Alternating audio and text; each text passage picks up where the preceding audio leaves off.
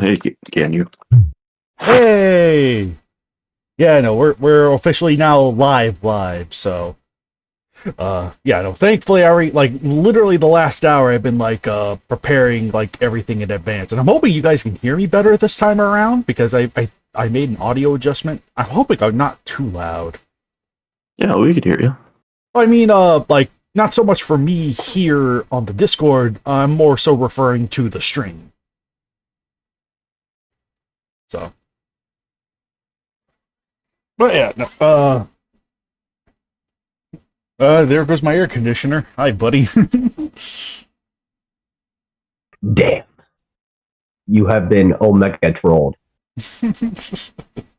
But yeah, no, I've been just working on making sure everything's set up and whatnot for like the last hour-ish after I got my dinner. It was like, all right, eat and work, eat and work, eat and work. And then we're here. So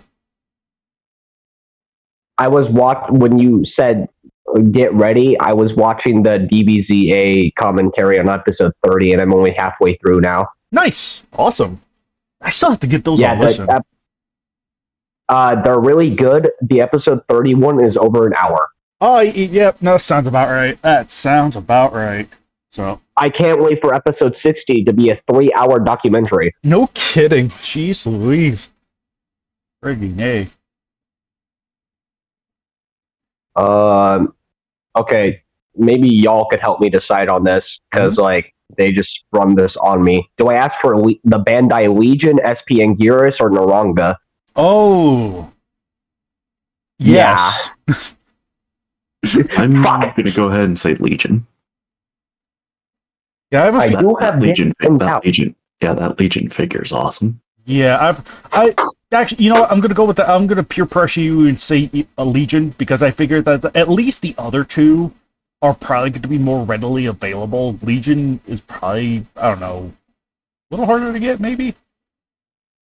True. I got that website that Alex sent me forever ago, so I'll just send them a link to that. I Okay. need Legion and Iris. Die Legion. But yeah. Yeah, no, we'll see who else shows up, and then we'll, kind of start from there. But currently, I think I have one viewer in die chat. Hello, viewer. GVR, where are you? You stupid bitch. And good news is I could talk about 2 KWCEs today. So, hooray! Did you read mine? I don't know. Check the notification. Go to TK. Oh, okay. That I went to do that, and I opened up I opened up my Google, and it was on Amazon still. Of course.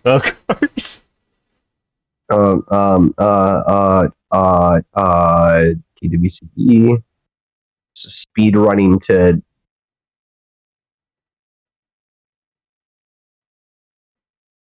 Whenever someone says howdy, I don't know if you guys like picture this too. I pictured the shark from Toy Story 1 Oh.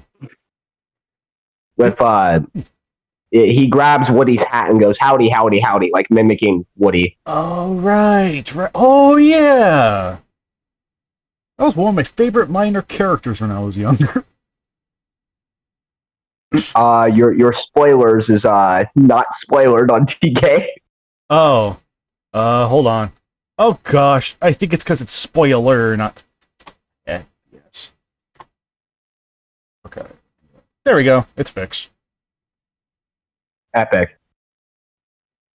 Also, yay! People liked my match. Yay! I don't need to comment on 94. I helped write 94. 94 degrees, these nuts. That's sexual assault.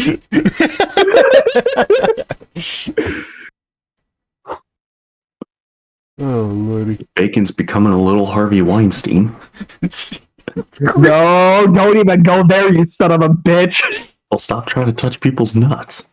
I didn't say touch your nut. Fuck you, Alex. Stupid little baby man. Look at you. Look at you. Look at you. It's crazy. Yeah, no, I just... Bacon, you look more like a baby than I do. Yeah, I'm 20 and facial hair will not grow ever. And when it does, it's fucking sideburns. It's a curse. Get fucked. Get wrecked.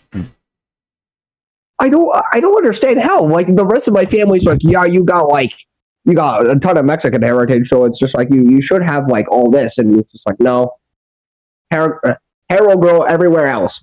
Season's Season's greetings for the KUCC. Thank you.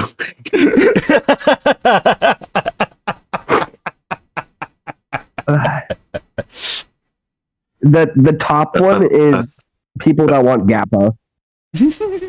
That's the only greetings I'll accept. And best part is it's universal, so any season, it's just season's greetings. Spring, summer, fall, season's greetings. Hey Godzilla fan, how's it going? Hey man. Just doing a little trolling. Alright. I'm gonna go to a certain GVO.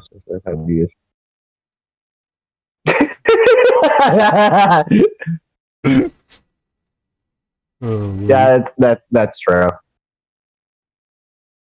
The Golda is babysitting, and then Soggy is being soggy, and GVR is just not online. Right. He doesn't have the energy to lose more brain cells today. What are you talking about? Yes, he does. Oh. He's gonna go watch an Asylum movie. Oh, okay. And he forgot about the KWC seat. GVR is the Asylum's strongest soldier.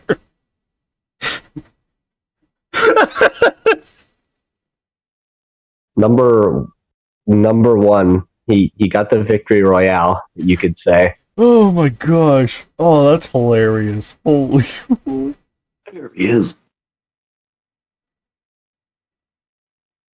Hey, There GVR. he is.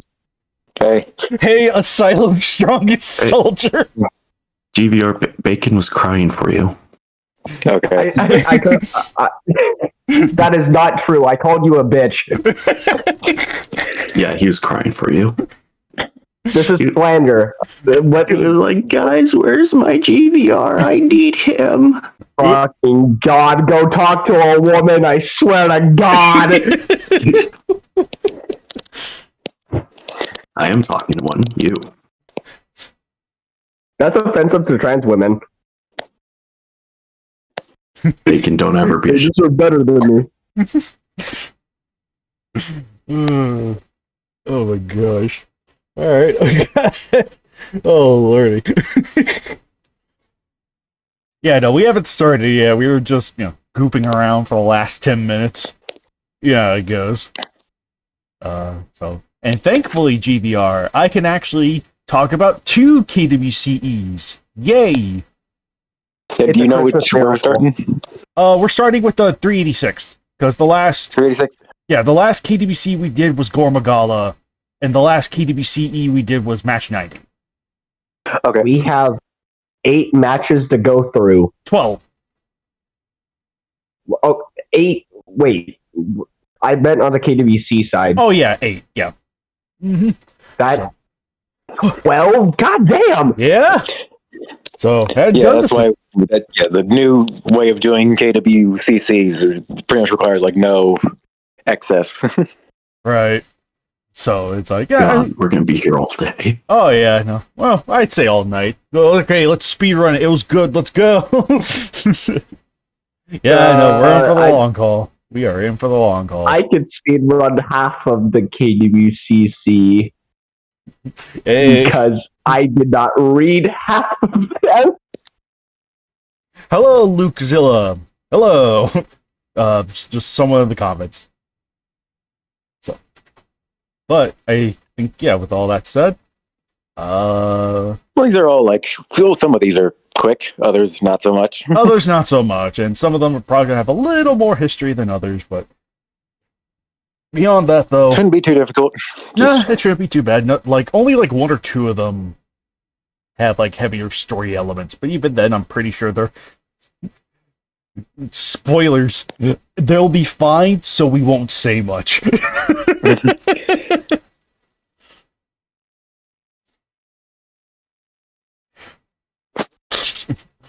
Alright, so anyway, we're gonna get the first one up. Here we are. Boom! Should be seen on the screen right now. Hello everyone, and welcome to this month's KWCC. I'm your host, Kaiju X, and with me I have Ganyu, Godzilla Fan 8889, GVR, Alex, and Bacon. And today we will be going over the first of a holy moly, 8 matches or something. Happy holidays, just in general. Halloween, Thanksgiving, Christmas, Hanukkah, all of that. Day. Yes. Yes. All the holidays. Every last one of them, because, been busy. But with that said, this is match 386. Last time we left off was Gormagala with 385. Gormagala's debut. It was very... Do you have a stroke? Yes. But friggin' yeah, no, 386, King Ghidorah Legendary versus Bagged and Legion, written by Quentin Blackburn and banner by Landon Soto. So I think I'll probably take the reins, and then like for the guys muted in the chat, leave your thoughts so that way we can read them out later. Otherwise, the first active voice one, go down from there. Whew. 386. No, holy crap. No, I'm so glad that these that the like fault like 3 4. Get your mouth You straight, okay? Kaiju. My mouth is up right now. So You smell toast. Did you guys get bit? Did you get bit by a wild Schwarzenegger? yes, I did. It was Someone smacked Kaiju, actually. I did. Okay. But yeah, no, I'm glad 342's like hook, like its little promise of a sequel was actually followed up on. It just took a while just due to scheduling and whatnot. But beyond that though, it was like the moment I got the chance to finally read it and look through it a whole bunch of times just to for corrections and whatnot. I really enjoy the story that's continued on from the last one. Really again, the setting, characters and monsters are all nice and top tier. Really enjoy Blackburn's material and just all around just very solid writing through. I do believe on the forums he did go on record to say there is another another 1 to 2 matches, I think. Or was it just one? It's going to be a trilogy. Okay, trilogy. Okay. So there's one more to follow this, and that will be very, very interesting to see. I'd probably say my favorite part of this, weirdly enough, I think just much like the last one, I just kind of enjoyed the witch. Any of her parts, even though she just that character just kind of sticks out to me, which is weird because she technically doesn't even have a name, but it's just it's just a strong character, so I'm like, I'm all for it.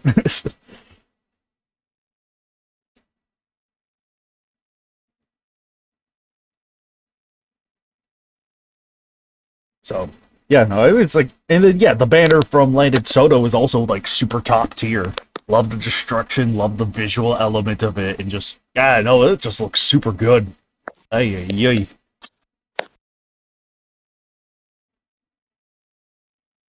But I weirdly don't have too much to say just because it's it is a really good match. Please go read it. Hello, Birdman. Hello, Birdman.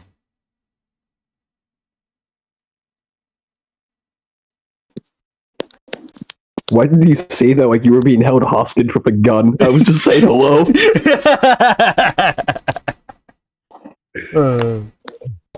Is it my turn now? Yes, GVR, it is your turn. Yes. Okay. Trying to remember this match. It's been a while. It's not a knock against it. I just. I know. I know that was genuine. It was just. You could replace any quote GBR said with a historical figure, and it somehow works. I need to remember this match. Assalam bin Laden. Oh my gosh. This is a real good one. Very much enjoyed the unique setting of the medieval times. Given how most matches are just in a big city or on Monster Island. Having one that goes to a more fantasy route is very well appreciated. And it's handled quite well at the same time. Very much enjoy the action here, how all 3 monsters are presented and depicted. The sense of menace given to King Ghidorah is always appreciated. Story on this one is well done as well. And I very much enjoy the banner. The banner is very atmospheric and works very well with the batch. That's all I got.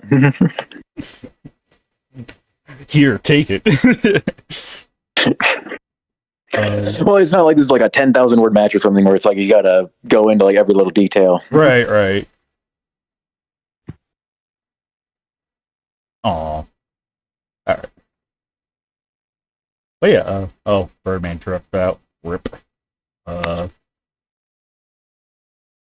But yeah, Alex, did you have the chance to read this match, or? I did not. Dang it. Bacon! Okay, funny story. I did not read this. However, I will say, the banner, goddamn. Hell yeah. Specifically, my favorite part is that he took a shot from King of the Monsters and put it in the back. That is an excellent, shot. That looks so good. I really like the destruction, the amount of detail, the glowing on Ghidorah. The witch looks cool. She looks like a Star Wars expanded universe Sith. I literally thought when I saw that banner in the Discord, I thought that Ditto just took a Night Sister and put it in the banner. I was thinking more of the dark side Ray that was briefly in Rise of Skywalker. Because I thought it because of the clouds behind her. I thought they were part of her face. Yeah, that too. Yeah, no, that got me. Yeah, that got me all mixed up at first too. I was like, "Wait, she has facial markings? Oh, it's the clouds." No, there's a couple matches in here that I just haven't. I've been really busy these last couple months, so. But cool banner. It sounds cool. I might go back and read it.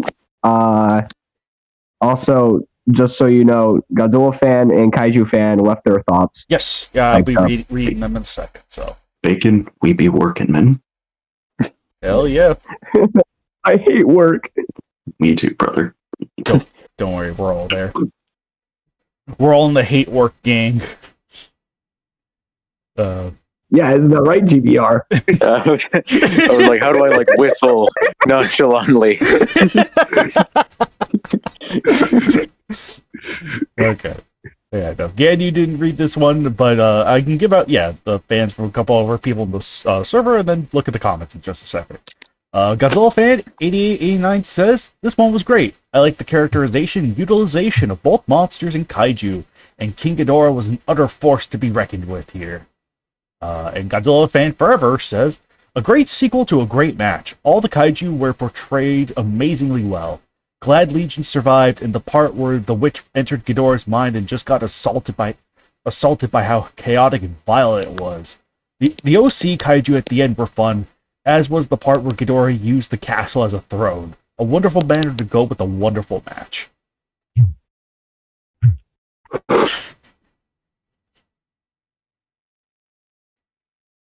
So. Ooh. Oh, Godzilla fan forever. Oh no, Kaiju fan forever. I'm sorry. Yeah, I think Godzilla fan forever is a completely different person. Oh no, what have I done? Do the fusion dance. Shit. Oh, and then Mr. Man Person Guy says, "All my homies hate work." Heck yeah. Oh. If you like your job, are you truly American? Everyone must have a little bit of hatred in their hearts. Ronald Reagan. Oh, Mr. Gorbachev, tear down this wall. Yeah, no, I didn't see anything too much here, so we'll hop on over from 3D6 to the next match in the lineup. Match 387. Gabra versus Gamora versus Gauss. Both written and banner by Tyler Treeshock. This is pretty much more even though the Attack on Titan stuff's not fully done yet, that's still work in progress. This is still a continuation of those events. It's because it's like ultimately like in a roundabout way, you could say the story with the crystal portals was concluded with 275 in a weird way, but it's still kind of like, yeah, it's like, sure, there's still another like side of the story that has to be told, but you like, if you read 275, the ultimate outcome is, blank, but you never know like the stuff that's to come with the Attack on Titan stuff, but this is very much more of a direct sequel to like, just a couple of the other matches that like, a couple of the other matches that are happening in the meantime. So rest assured, Attack on Titan stuff will be out in due time. But in the meantime, we got this to focus on. So because 275 pretty much like ended with just ended pretty much saying that like it was all gonna work out fine. Right. So that's why we felt fine just like starting the next arc.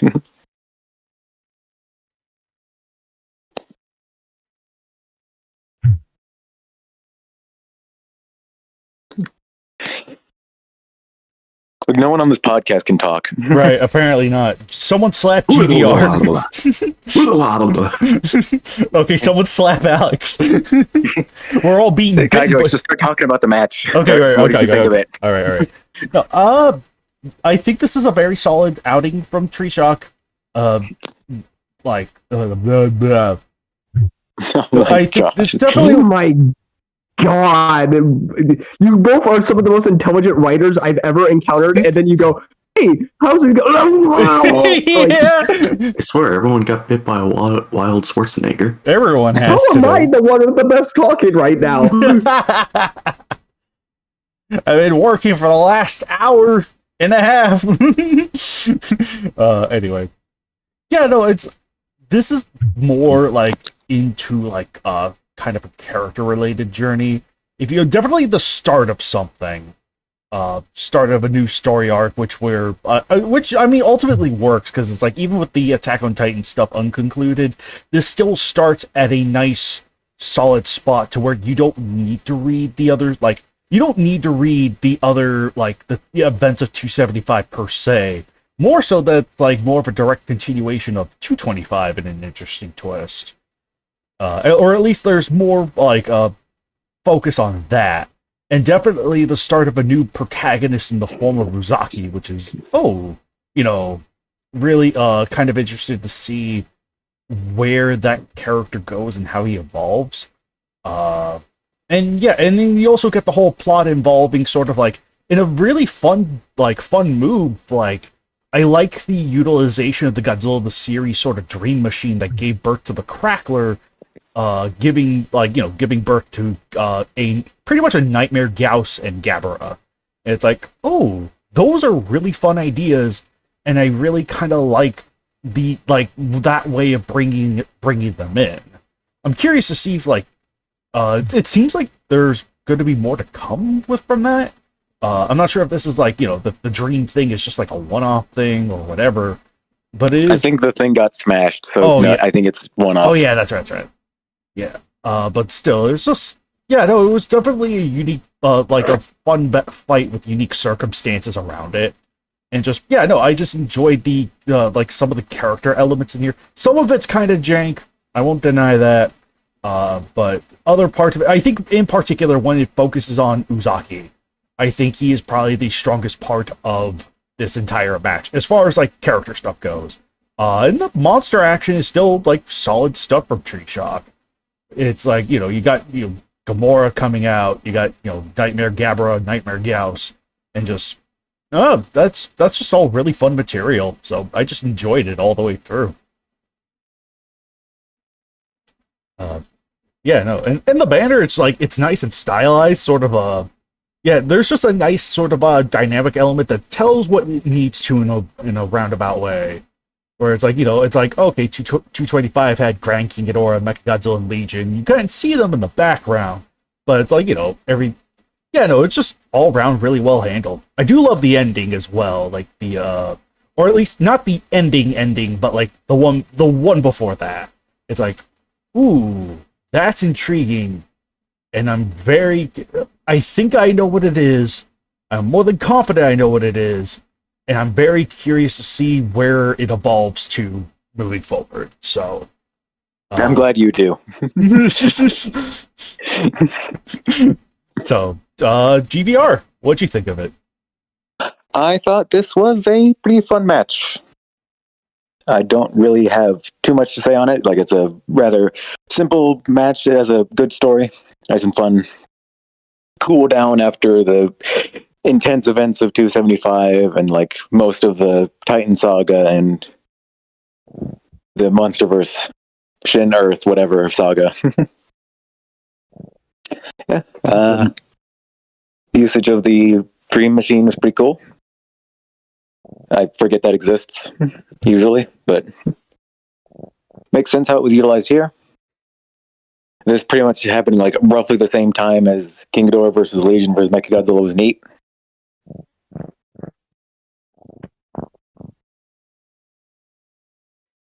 I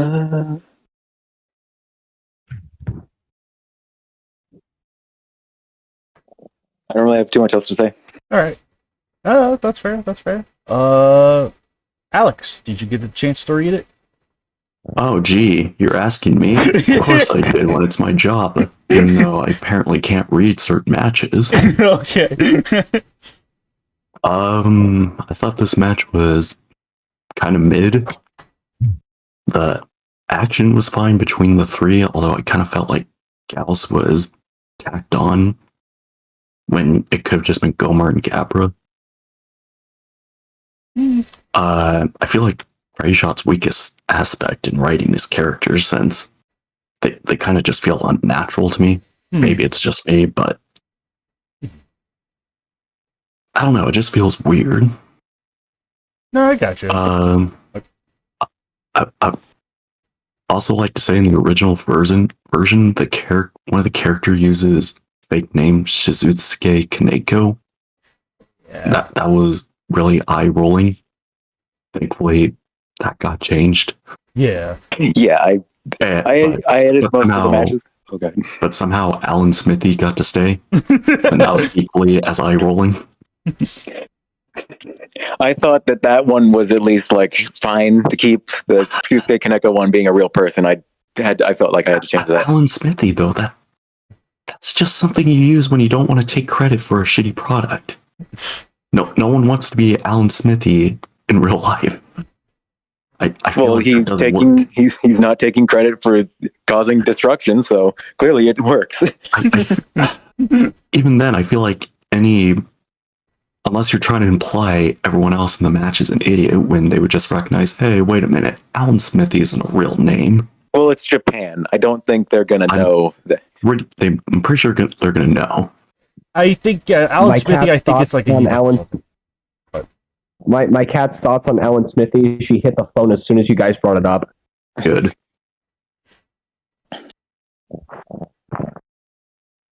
Yo, cat, chill. I'm trying to. I'm sorry, as someone that comes from that has like a degree in like film, that shit kind of always bothered me a little. Okay, no, that's fair. It kind of just seems tacked on. It's like, oh, do you know that? Did you catch that reference? Did you catch it? Did you catch it? Yes, you did. Yes, you did.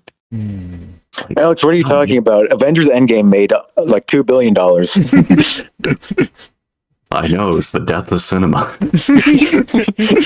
Every movie is the death of cinema. Yeah, especially with that Avatar 2, The Way of Windbending.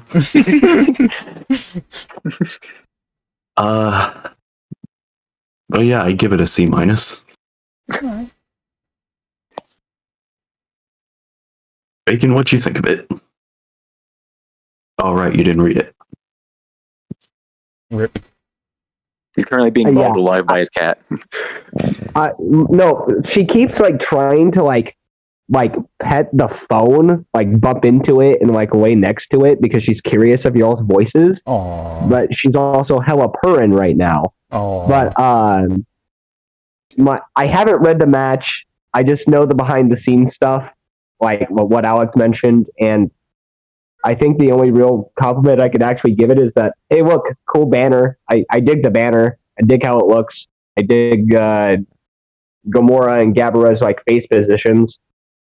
Always kind of like that stuff. Mm-hmm. it sounds like a cool idea that isn't properly like, I don't know. It sounds to me like maybe wasted potential. I don't know though. I haven't read it. That's just how I'm coming off as from the reviews that y'all are given. But I didn't think so. yeah. Yeah. I don't know. GVR, don't you know you're not a person? No, I wish. I said something nice. No. Crap. I will. Yeah, I want to be like a robot or a crab. I don't want to be a person. Screw being a person. GVR's pronouns are now crab/robot. Wait, he's Mecha Destroyer? Yeah. It all makes sense. Oh, and Yeah, just I'm a right, you're gator. Yeah. Gator pronouns. Anyway. But yeah, like anything else? Anything else in your end, Bacon? Or because I'm about to read Kaiju No, fan. that's it from me. Banner, cool. Okay, yeah. Kaiju Fan Forever says this was a good match, mostly story driven, but that's okay. I love how Gabara was portrayed. Really embodied the whole Kaiju bully theme he had in Godzilla's Revenge. Funny fact: when Gabara lifted his electric tower and shook it while roaring in victory, all I pictured was him shaking it above his head like a Tusken Raider. I love how Gamora is firing a super oscillatory wave at the banner, and it had a surprising winner. I love the sort of flashback to when Gamora was a wee lad and witnessed King Ghidorah and Leo fighting.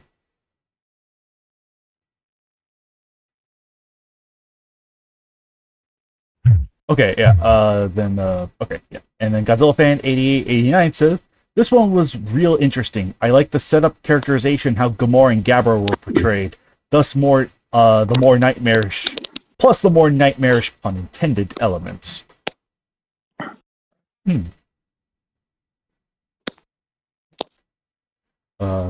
Maguma says, I'm not late, I swear. And then Yodenver says, howdy y'all. Howdy. But yeah, no, I think that, I mean, that's like, yeah, as far as 387 goes, I think that's like mostly solid match with a couple of hicks, definitely a couple of hicks here and there, but it's like, I still like what was presented, and I'm curious to see where it goes. More importantly, though, I would like to see the other two Titan matches sometime in the future, but anyway. Well, Kaiju, whose fault is that? Half of it. Yes. But yeah, friggin', hey man, it's not like it took me 2 years to write 375. Anyway. But yeah, no, I think we're practically good to go with 387, I'd say, unless someone else decides to join along. Right? Yep. Okay. Yep. So yeah, no. Right. Transitioning over Yes. from 377 to match 388, Godzilla Legendary versus Biollante. Trilopod. I saw the Trilopod Biollante. Oh, Well, there is a Biollante. it's not wrong. However, you must die. Yes. Godzilla vs. Biollante does not exist right now.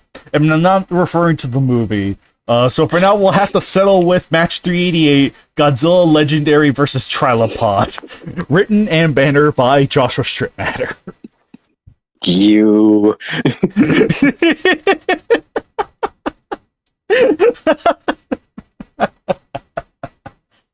Oh, lordy. But yeah, no, 388, I think is yeah, this one's a much simpler, like, to the point monster brawl, and it really kind of, like, relishes in, like, Godzilla fighting against a horde of, like, a massive horde of Trilopod hybrids, and it's really fun. I would argue, for as fun as the idea of a Trilopod Biollante is, I do think that particular fight might have been a little on the longer side.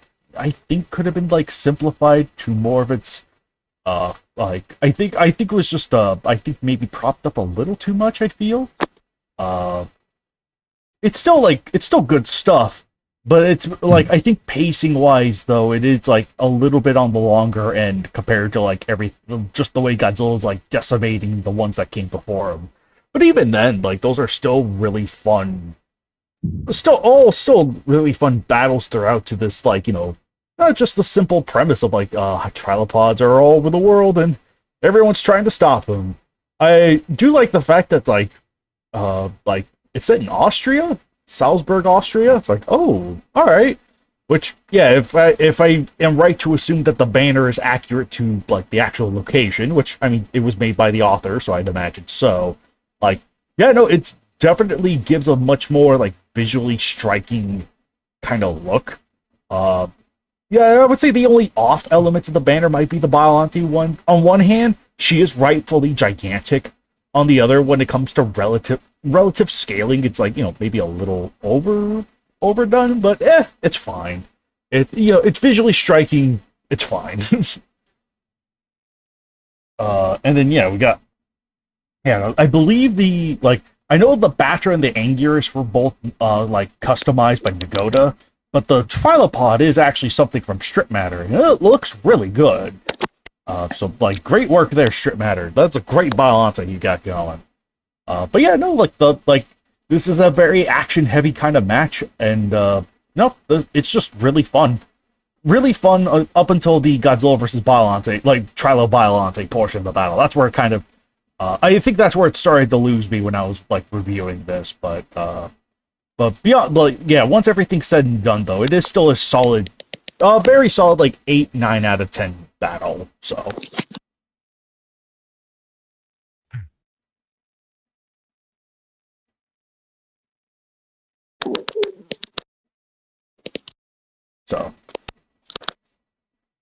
but yeah, no, it's like I don't have too much else to say. So, GVR, what'd you think of it? Okay, I do want to clarify something real quick. All right. My perception of this match might be my perception of a lot of matches, new matches might be slightly distorted because I edit so many of them. Mm-hmm.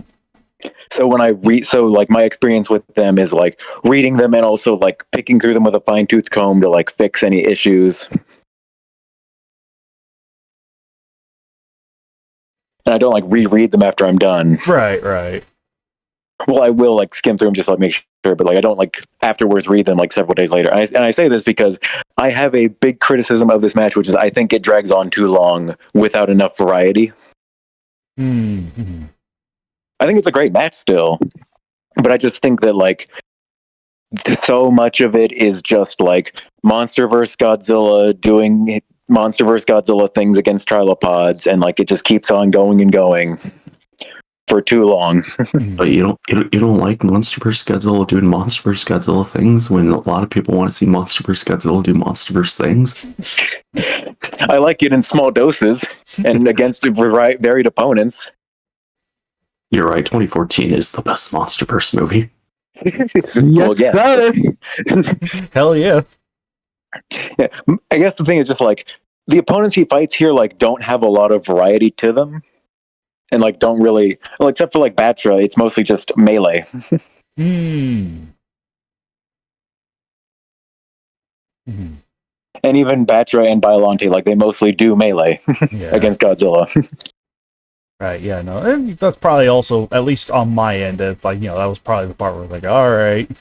Yeah, so it's just like by the time you get to Biollante, like after the fight with the Monster vs. Godzilla clone, it's just sort of like, okay, I get it. Yeah, for sure. So, and I think anyone who shares your sentiment may have that, like, either your sentiment or maybe close to my sentiment may have like that experience with reading this as well, where it's kind of like, oh yeah, no, it's like, oh, yay, monster fighting, a lot of fun melee stuff, and then it's just like, yeah, once you get to, there's the Godzilla clone, which I almost forgot about that. I was like, oh yeah, that's right, there was a Godzilla clone. That's because that precedes the Biollante clone. So, yeah, when you're having like one monster take on a bunch, you need to like vary it up. Yeah, vary up and very like fun in different ways is always the important part. So, So, because it's like, yeah, like one, like even a change in terrain can help too. It's like, yeah, you can maybe keep the same general matchup, but even the change in terrain, at least for the mental eye, can do wonders. So,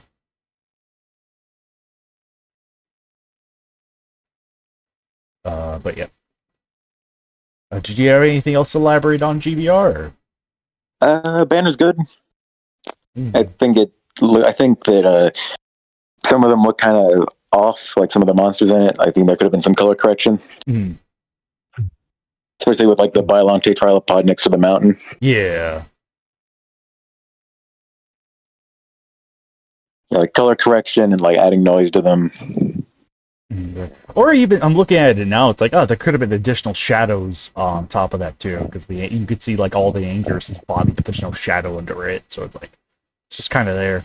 It's not bad when you're looking at like the top half, where it's like, okay, that looks fine, but the bottom half is where it's like, oh, where's one start? Where's one star? Where's the other end? Yeah, the trilopod hybrids look good. Like the Biolante, very well done. Yeah, but it's just like, I just think the composition could have been a bit better. Yeah.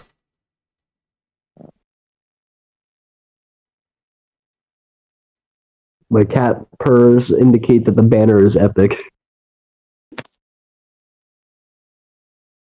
So, all right, good. We got cat approval with this match. So that is always important to keep in mind. We must get animal approval for all our matches. So it wasn't a catastrophe. If you don't hit our cat demographic, we don't want it.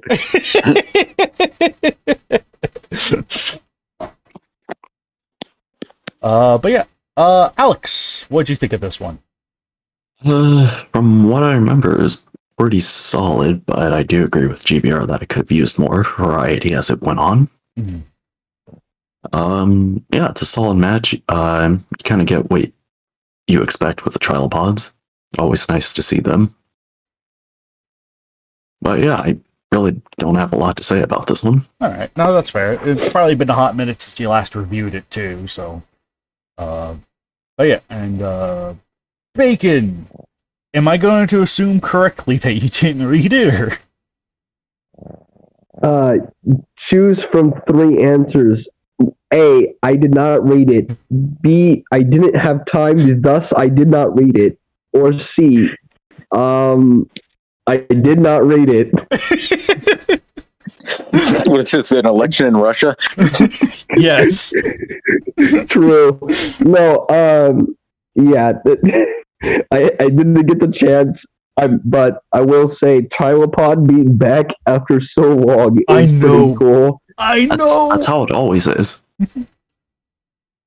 The Biolante one looks freaking sick. Man, this made me want to just write my one that I failed forever ago. But yeah, no, that pretty cool that Trilopod's back. Rest in peace, Trilopod takeover. I know. Rest in peace. I know that month. Rest in peace.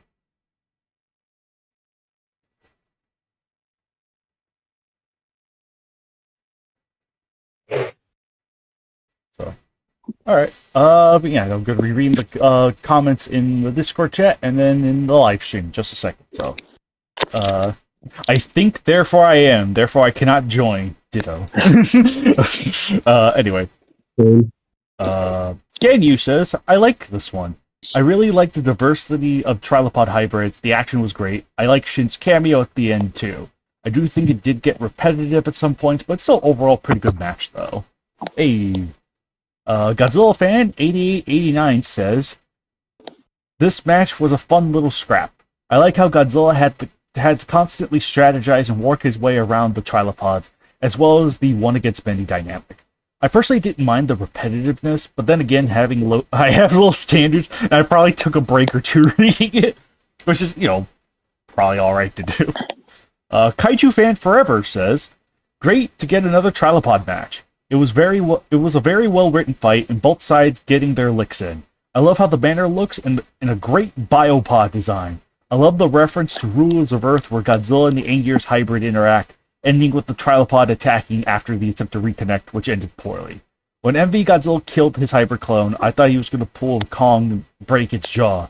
Enjoyed the ending with Shin. The tripods went down rather quickly, but I feel that was accurate to the comic, which kind of is, unfortunately. They do go down pretty quickly. It's like, oh yes, badass hybrids, and they just die in like a couple hits. So it was like, oh damn. I'm pretty Maguma. sure Baron kills one of them. Yes, more than confident he did. Actually, I had a chance. Maguma says, this is a fun fight. It's just a good monster smackdown and gives the Trilopod a nice comeback. Also neat to see Nagota's hybrids being used in the banner since they didn't show up in what? I meant to say that since they'll never show up in the match they were meant to. Oh, right. Right. So I was like, I mean, yeah. It's called using our assets. It's fine. Emphasis on ass. Of course, Alex would emphasize that, wouldn't he? Trilopods are being written with, don't worry. Yeah. Thank No, they're not. Lies, deception, everyday boy lies. But yeah. Ooh, boy. Okay, we got a couple big ones coming up here. This is going to be the massive uphill steep we're going to be looking at right now. Okay. Yeah, no, so we're going to move over from match 388 to match 389. Okay, we got two of those. Godzilla Heisei versus Orchi Heisei, round 2. Written by Matthew Freese and banner from Dao Zhang Moi, also known as Nagoda. I prefer his real name is Meowth. Shut up. Oh boy. Whew. So this thing is a friggin' monster, and it is every. Oh boy, yeah, no, this thing has every right to be a proper, like, not a sequel, but a successor to Round 1. And it's like, it takes everything up like 20-fold. And, whew, boy, this one's insane. And I'm completely all for it. This was written, I will make note, this was written before we announced the whole,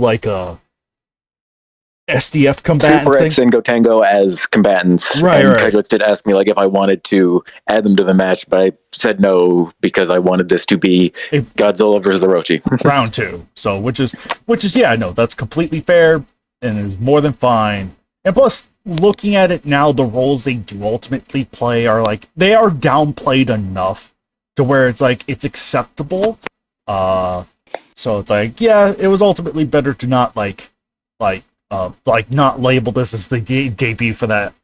So I think we got I don't think we have too many more matches that have I think there's just one more match where we get an SDF thing serve as a supporting role.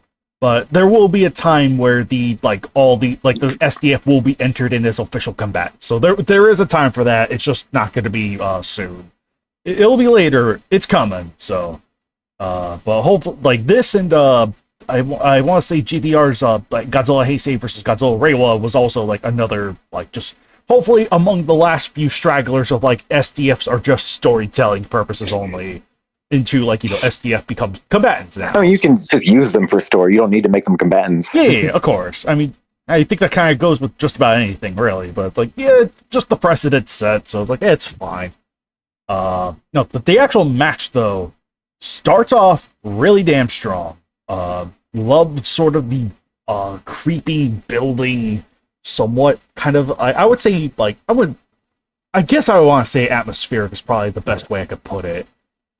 Sort of you get this gradual build of sort of here's the Kotango, here's its captain, and then you kind of build out to the situation at hand.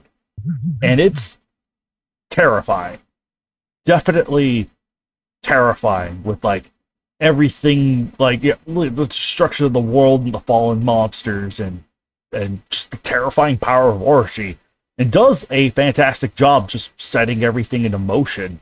And yeah, you can kind of quickly get the backstory of oh yeah, no, well, Tsukiyomi woke up on the moon, busted Mogira, and just head straight to Earth and pretty much destroying everything. But yeah, no, it's it definitely builds up Orochi's like wrath, and appropriately so. And just this was just an insane battle all throughout, and the the SDF ships do get a little bit of a licking, but it's like, ooh boy, it's you knew that without Godzilla they'd be pretty much dead. And yeah, another element I do enjoy is kind of using the more obscure elements at Orochi's disposal, like not necessarily obscure powers, but more like obscure attributes, like his tactile horns, which can sense in every direction, or his ability to eat energy, which is the thing he can do. So it's like seeing all those kind of like everything. Compare this to round one. This is like a giant step up in like pretty much every regard. And it's like, this was just great all the way through. The ending is definitely the ending is also, I would say, pretty on point when it comes to when it comes to gods and just like what they do, or more importantly, don't do in times of need. And it's just like, it isn't like, it's definitely there to resolve the whole the side story concerning like Amaterasu and Susanoo, and just them keeping an eye on stuff that the the intelligent life of the universe are just kind of doing, like the battle, the final, like the Gigan Mothra battle 10,000 years ago. So it's just like, all really fun lore blending between what would essentially be kind of like Final Wars 2.0 and Godzilla and Yamato Takeru. So it's like, hey, really enjoyed that. But this is just a fantastic match all the way through. And I'd probably say this pretty much follows up on if Final Wars happened with the actual grown-up Godzilla Jr. Right. Going off that classic fan speculation of like, what if Final Wars grown-up Jr. kind of logic is. I could see that. Yeah. Okay. This was just insane. And the banners from Nagoda are also super chaotic and enjoyable. I am naturally a bigger fan of the second part of the banner, and I wonder why. I may flash it out real quick. Hello, goodbye. But I remember sitting with Nagoda in VC as he was making both of these, and I was just super happy the whole time. Hey, awesome. Yeah, no, Nagoda did a great job at kind of capturing the darker, dour sort of feeling of the actual match, and just sort of all the blasts and all the fire and all the energy is jeez Louise. It is chaotic, and I love it. And probably one of Orochi's, I would say probably Orochi's best match as of right now. That can always change in the future, but I would say this is probably peak Orochi content right here.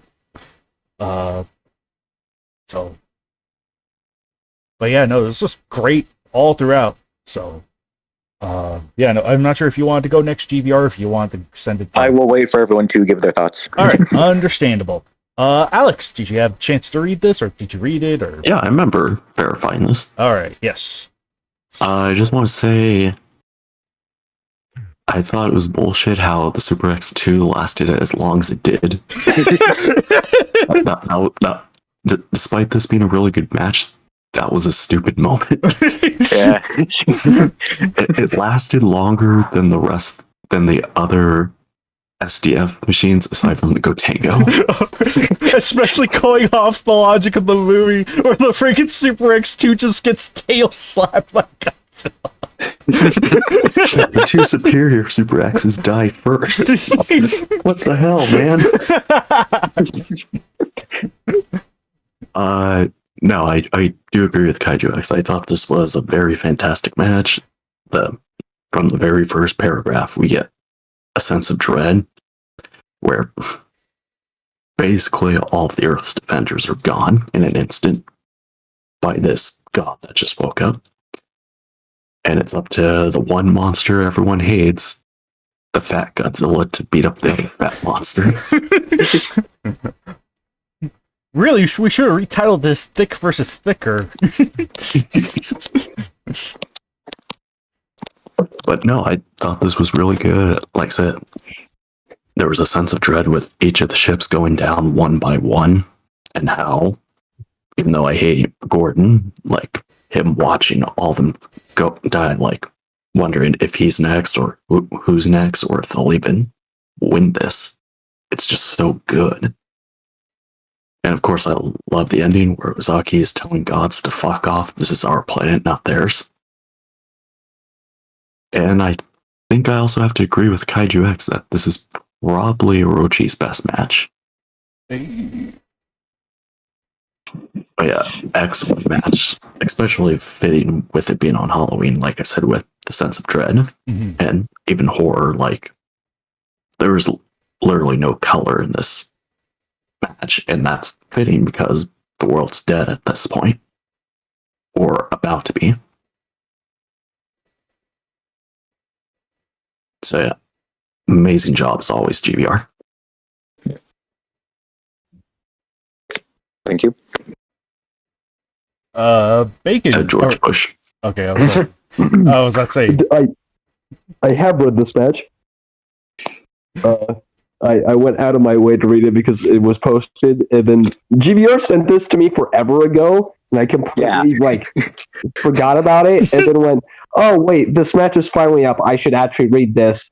I think I just got too busy with life, but before I say my praises, I do have some criticism. All right. How dare you? You can already said the thing about Super X too. So I think the biggest fault in this match is while it sets the tone for the dire situation, it feels like a third act of a movie that I missed the first hour and a half of. Not that it's inherently a bad thing, but you briefly go over Junior being sealed away and then woken up, and I feel like that should have been the opening in a sense, or just more detail about the events that led to this. Let's see. The Super X2 thing. When I was reading it, I was like, wait, what? Before you get up. Yeah, I mean, especially after rewatching the movie recently. Right. Which, hey, in my defense, the Super X2 stays out of the way most of the time, so. True. Let's see. And then with praises, I think I don't know why, but as soon I was, not that it isn't a good match, I prefer your other stuff more, but I wasn't really drawn in until the flashback with Gigan and Mothra, and I think really that's just because it had the characters interacting with each other in a way that is natural. It kind of slows down the action a bit. The action in this is brutal and really good, by the way. That isn't a detriment to that. I just feel like there should have been a little. It feels like you are making a soup and you forgot maybe 3 ingredients. You forgot the head of the Hotua woman. Shit, he's right. No, I love how Orochi's characterized in this, and the actual fight between Godzilla and him is brutal as hell. The ending is probably my favorite part, with Ozaki telling the gods to fuck off.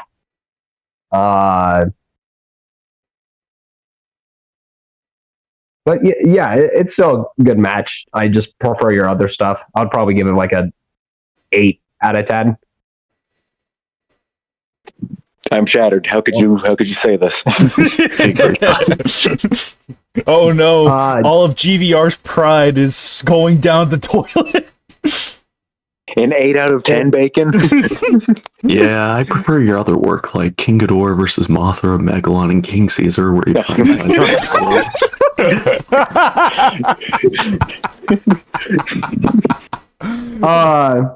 and then the banners Nagoda have done, they're pretty epic. The grand scale of destruction, pretty good poses for everybody. Super Godzilla with the atomic fist is rad. But yeah, that I think that's all my thoughts on the match. All right, I'll read the comments on the Yeah, hang on a second. Yeah, read the comments in the Discord, then in the chat real quick, and then GBR can give more additional intel when it comes to this match since he was the writer. Yes. 8889 says this match was spooky because it was posted on Halloween. Jokes aside, it was awesome. The portrayal of Orochi was properly menacing. The characterization was well done, and the action with Godzilla being assisted by the SDF ships was great as well. Super Godzilla vs. Orochi was utterly metal. Ending was a little sudden, but I could see what makes it work.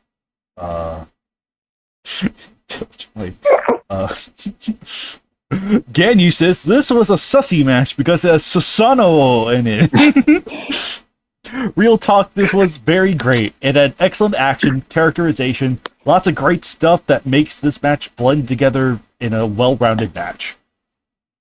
Kaiju Fan Forever says, "Ooh boy, howdy, this was a monster of a match. This was honestly way better than round one. Beautiful banners, and I love how even Heisei went super. He still had a tough time. I liked when Captain Gordon talked crap to Orochi, confusing him until he got blindsided Falcon punched by Big G. Just a wonderful match all around. I like how Super Godzilla immediately passed out after ending Orochi, showing the power of his foe. I thought Godzilla was going to blast Orochi into the upper atmosphere before he explodes as a reference to Kaizugura's demise, but no, he just blows a hole in him before passing out."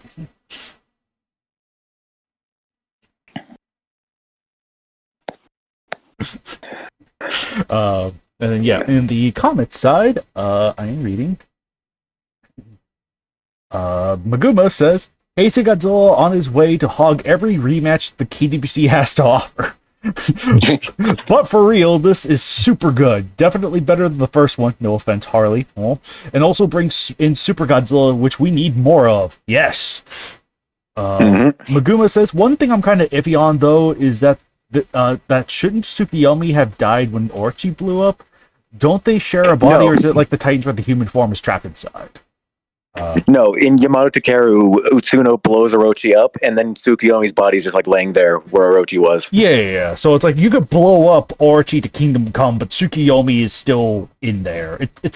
They are the same entity, but it's still kind of weird how that kind of functions. But it's like, yeah, you could just basically Magic. Fair. You know what? I'm amazed people could stay awake with that movie. I had to. True.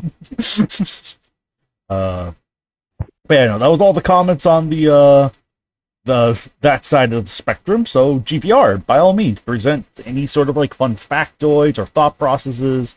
Okay. Yeah. So originally, so first off, bit of context. When Kaiju X released the updated bios for all the Yamato Takeru monsters, I was very just like drawn in. I wanted to know more. I wanted to do stuff with them. Especially Orochi. Because I have always felt that Orochi in the KWC has been very underutilized.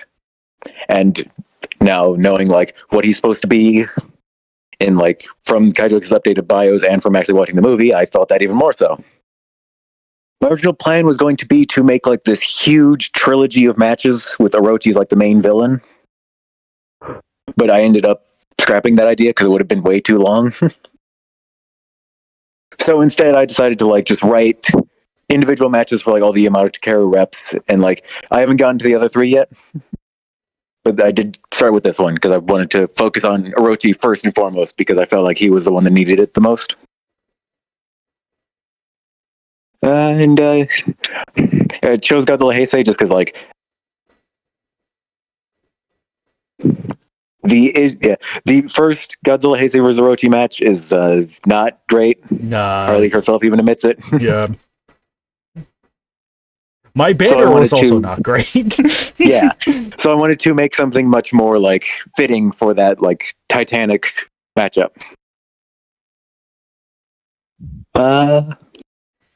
Like I just mentioned, I did like go over like Orochi's bio and like try to use like all the different attributes. The thing of him like eating the beam from the Kaiju. The Kaiju. It is based off like him being able to eat anything and convert it into energy, but like the way I framed that scene, I modeled it after Magatano Orochi from Ultraman Orb. Hopefully that GIF will work that I posted in Discord. Of course it won't. Why would it?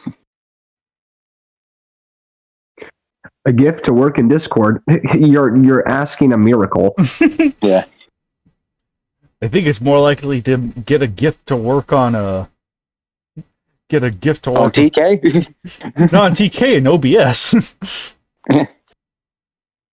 Yeah, well, I'm posting it for you guys too. Yeah.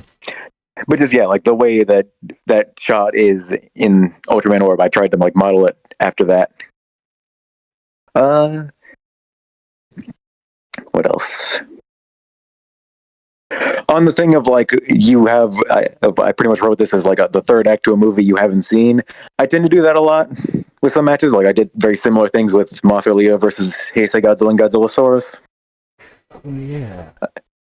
I think I just like to cut ahead to the biggest part and to try to work backwards. Mm-hmm. Yeah, no, it's not to say that style doesn't work, but I can't understand Bacon's sort of qualms with that, which makes sense. Yeah, there are issues with this match. I won't deny it, especially with.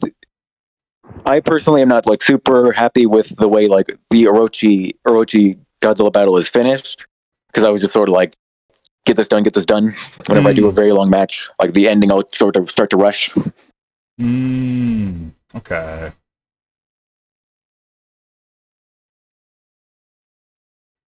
All right. Yeah, I chose Super Godzilla because of the fact that we haven't had Super Godzilla since 190. I know, which I understand why, because it's kind of hard to really work him in, and hard to find something that's worth having Super Godzilla for. Mm-hmm. Yeah, the Super Beef Orochi is just a natural fit for that kind of for this kind of setup. So it's yep, it works. Yeah.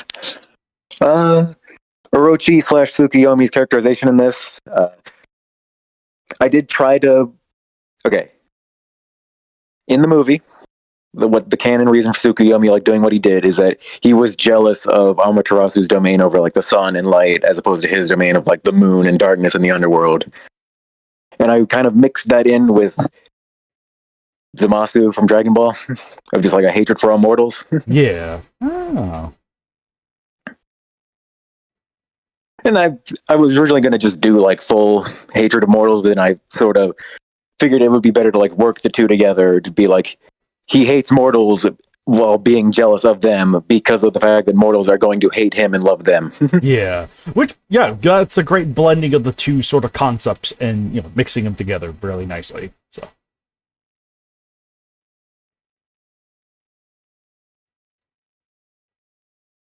Trying to think of if there's anything else, because Kaiju, you always say oh, what was your thought process when you were writing this match? It's bro, I don't know. I just write. It just exists. Bro.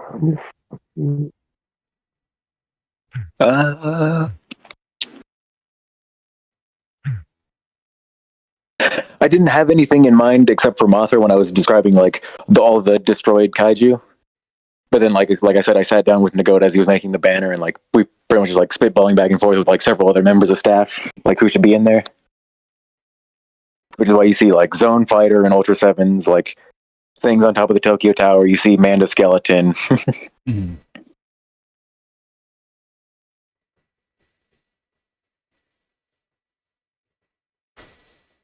I can't really think of anything else to say. Right. No, that's fair. That's fair, man. If that's all you got, that's all you got. And it all sounds about right too. So yeah, I wanted to give Orochi a match that properly depicts the god of the underworld and of destruction. Hell yeah! And I think you knocked it out of the park with this one. And it's probably going to be a while before we get another match that kind of fits this caliber. So. I knocked it out of the park, maybe hit a bird on the way, but it's out of the park. Yeah, maybe you hit a bird on the way. So, but yeah, no, just thumbs up. Everyone, thumbs up right now. Oh gosh. Ditto says, let's see Legion fight this Orochi. Oh yeah, that'd be fun. Yeah, that'd be fun. All right, round 2, let's go. Oh yeah. But yeah, no, super glad that you got like sucked into like the updated bios and whatnot. That was just that the Yamato Takeru overhaul will always be like my personal pride and joy when it comes to like TK overhauls. Even with I still have stuff in the pipeline, but it's still kind of like I think the Yamato Takeru ones were just so there was just so much to cover in that one. It was just a blast all the way through. So I still need to write a new Tsuna match where he blows up the planet. hooray! I love that one. But yeah, no, I think with that said, I think everyone's probably given their dues with match 389. So we'll probably carry over to another giant monster of a match. Match 390. Giant Impact of Tokyo's Future. I was about to say Giant Impact because gosh darn my brain. I mean, you're not wrong. Stuff in the pipeline. That's what she said. Freaking Joe. I think as also the co-writer of this one, I'll kind of go like last or second to last because this was like I will give this much context as the header. This was a match Bacon wrote like some years ago, and I basically just kind of helped chipped in to help like modifications and whatnot. There was a lot of editing and behind the scenes of this one. Oh boy, there was it was This in 370. Yeah. Like I wrote both of them. I wrote matches 1 through 4 of my series in the span of a year in high school. Yeah. So they need those two specifically needed cleaning up, and I'm glad that we did. Yes. Before anything else is said, I'm glad that we did. This is up to new standards. This is up to my standards. Mm-hmm. But yeah, we should go last definitely. So I think the first would be GBR. Yeah. Yeah, no, in this case, I'll have to be GBR. So, all right. Well, all right. So, start off with compliments. I think this is a very great match. The action is very solid all throughout. I love the character writing here of both humans and monsters. A lot of variety with this one, which is what keeps it from being boring as it goes on and on and on and on. Right. 3 banners are excellent. They portray a feeling of chaos and conflict very well. Feels like a war just looking at the banners. I love that. Well, okay.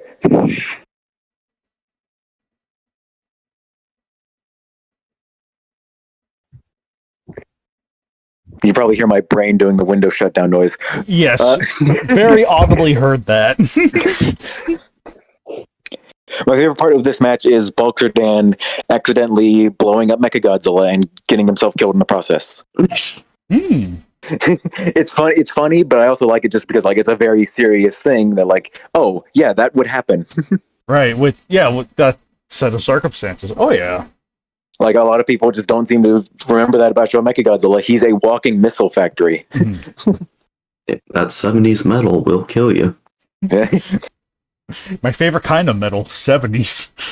Yeah, I am very excited to see where this goes from here. I already know where it goes because I helped write one of the matches that this will lead into. And to quote a famous line from that match, okay, bye. Okay. That's way funnier out of context.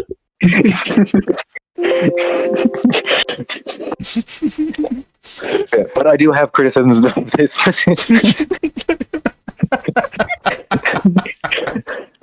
I am not the best with dialogue, I'll admit it.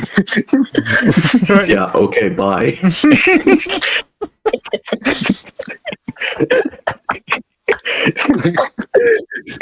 What a move.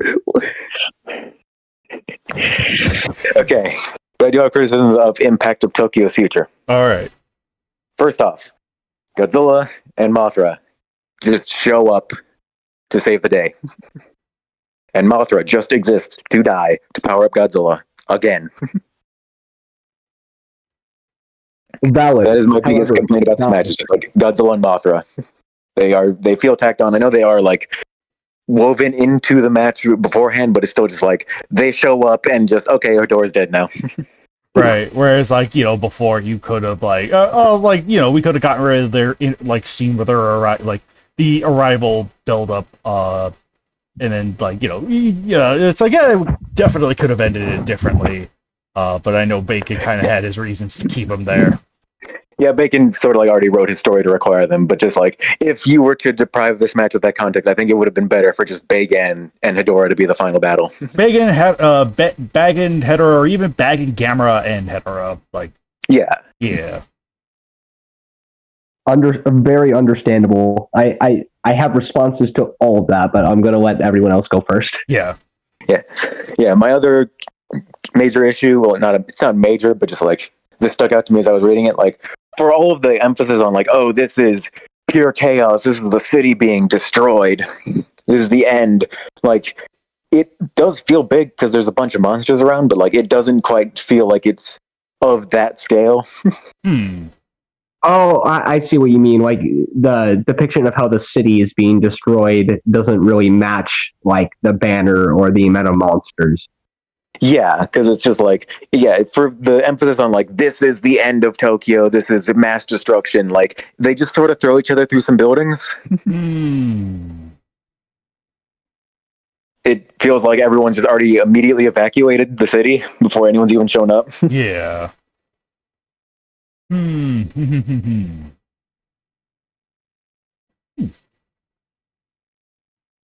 right, that's all I got to say.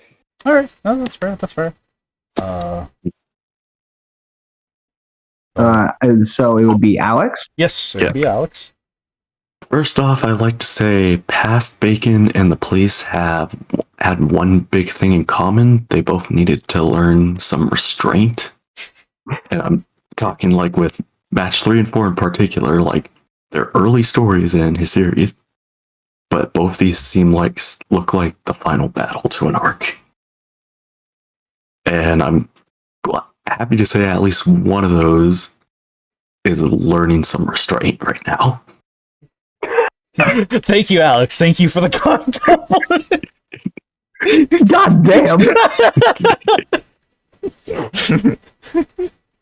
Yes, I'm so glad the police are finally taking accountability for their actions. I was waiting for that.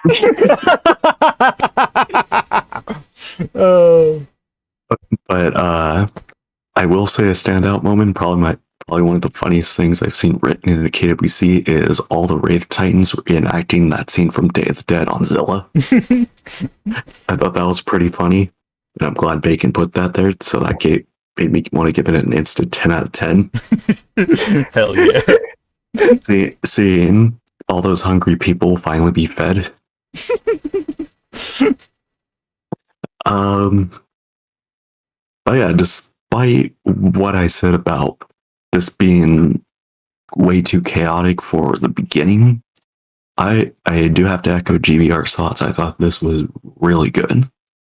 Also kind of liked how Gore Source got finished off early, being sent miles away with one kick. Yeah.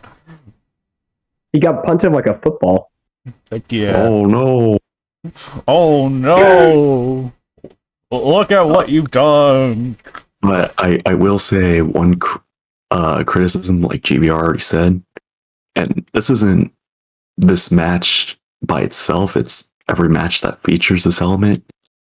I'm starting to get sick and tired of Mothra's sole role in these stories just being her role is just getting fridged for Godzilla to get powered up. Like you may as well just open the match with every match she's in. Mothra's head in a fridge and Godzilla just getting super pissed off. Yeah. However, I wouldn't necessarily fully agree with GVR. I think it would have been more interesting just to have Mothra in this instead of Godzilla. Let her stand out more, at least for a match in your series, and then have Godzilla come in for that other match we were talking about. Like, have Mothra and Baggin be the winners. That way, there's a sense of relief, but then it's like, oh shit, here comes the real threat, and it's only the two of us, and an injured Gamera, and an injured Ingira. Yeah. We're fucked. And then that's when that next match that covers the rest of that battle, you could have Godzilla in there. I do think you should have given Mothra more of the spotlight. Yeah. Instead of just being fringed. hindsight. Yeah, hindsight do be 2020. But regardless, I do think this is a really good match, and I'm so glad Hedorah got the main villain role. Something we don't really get to see a lot in these types of matches, so that was very much appreciated. But all in all, really great work, guys. Hey. Was that all your thoughts? Oh yeah, I also did like Akane and Aaron's interactions. Two based characters talking to each other. While the stupid gourd man got beat up.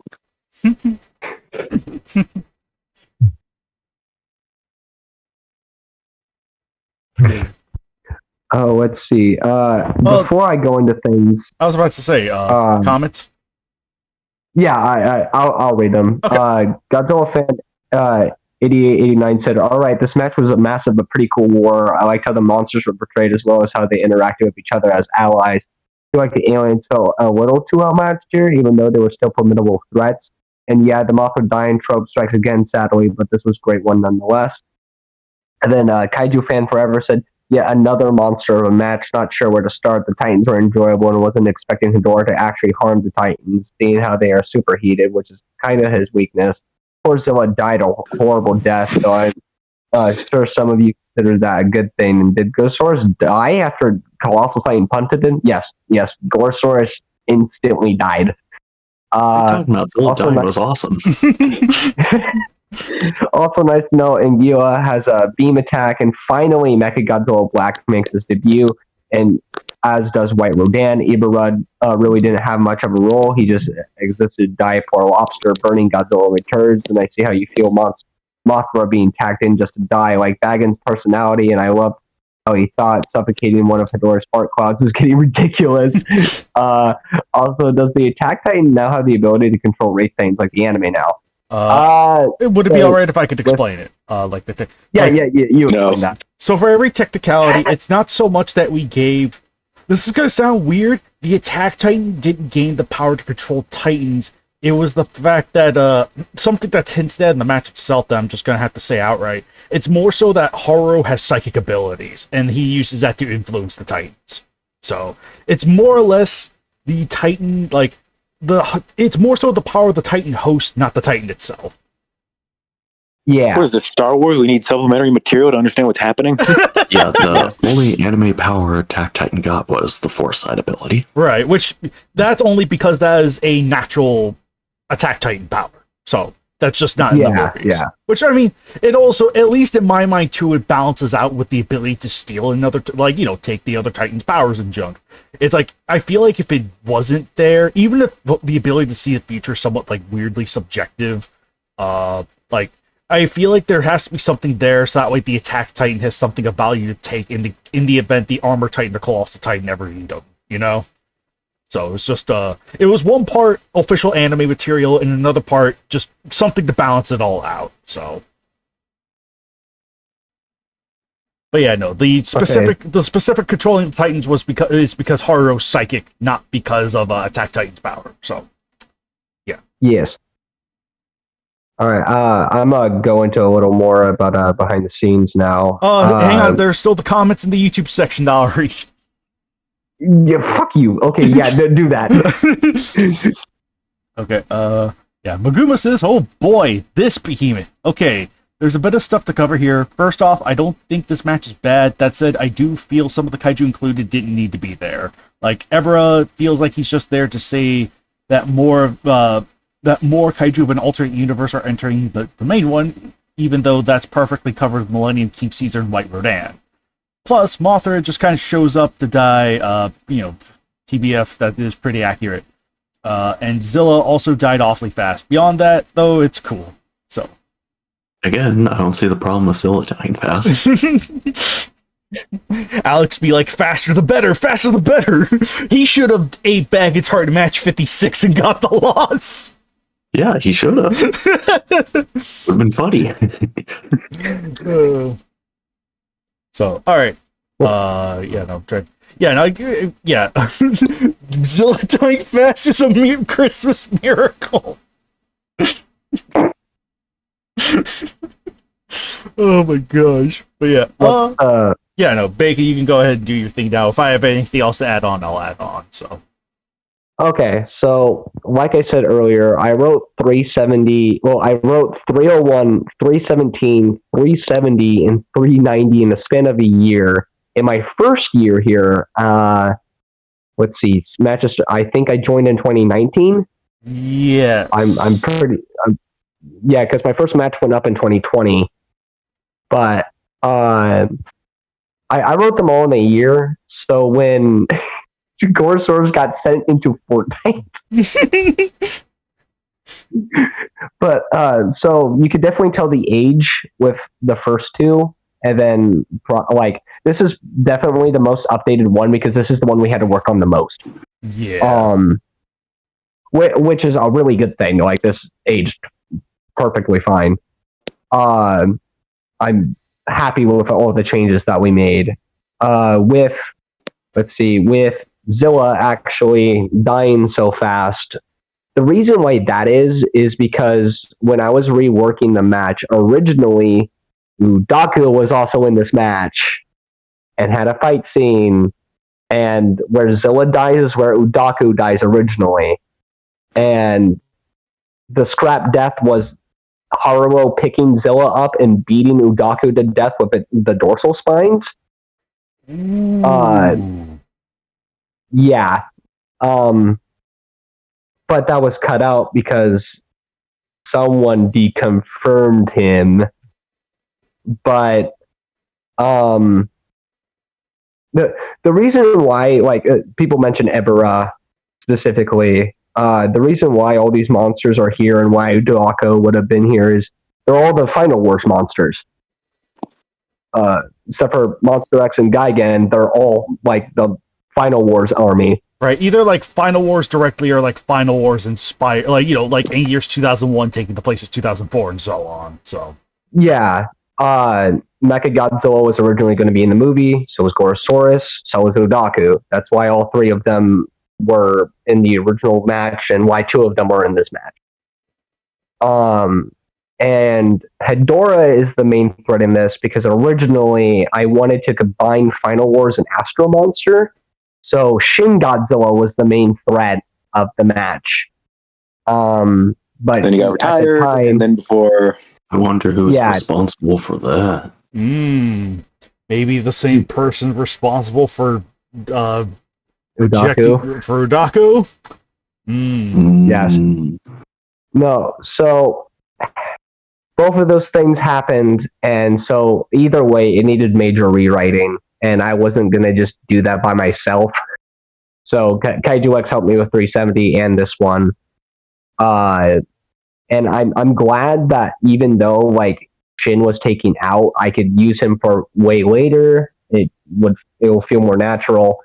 And Hedorah gets to be the main threat, which is something I remember when Joe specifically was talking about when writing Exilians versus Baggin when I first joined, that Mando was there, but Hedorah wasn't because she didn't like how Hedorah was presented in the movie at all. Which, yeah, that's completely fair. The movie shafts Hedorah really badly.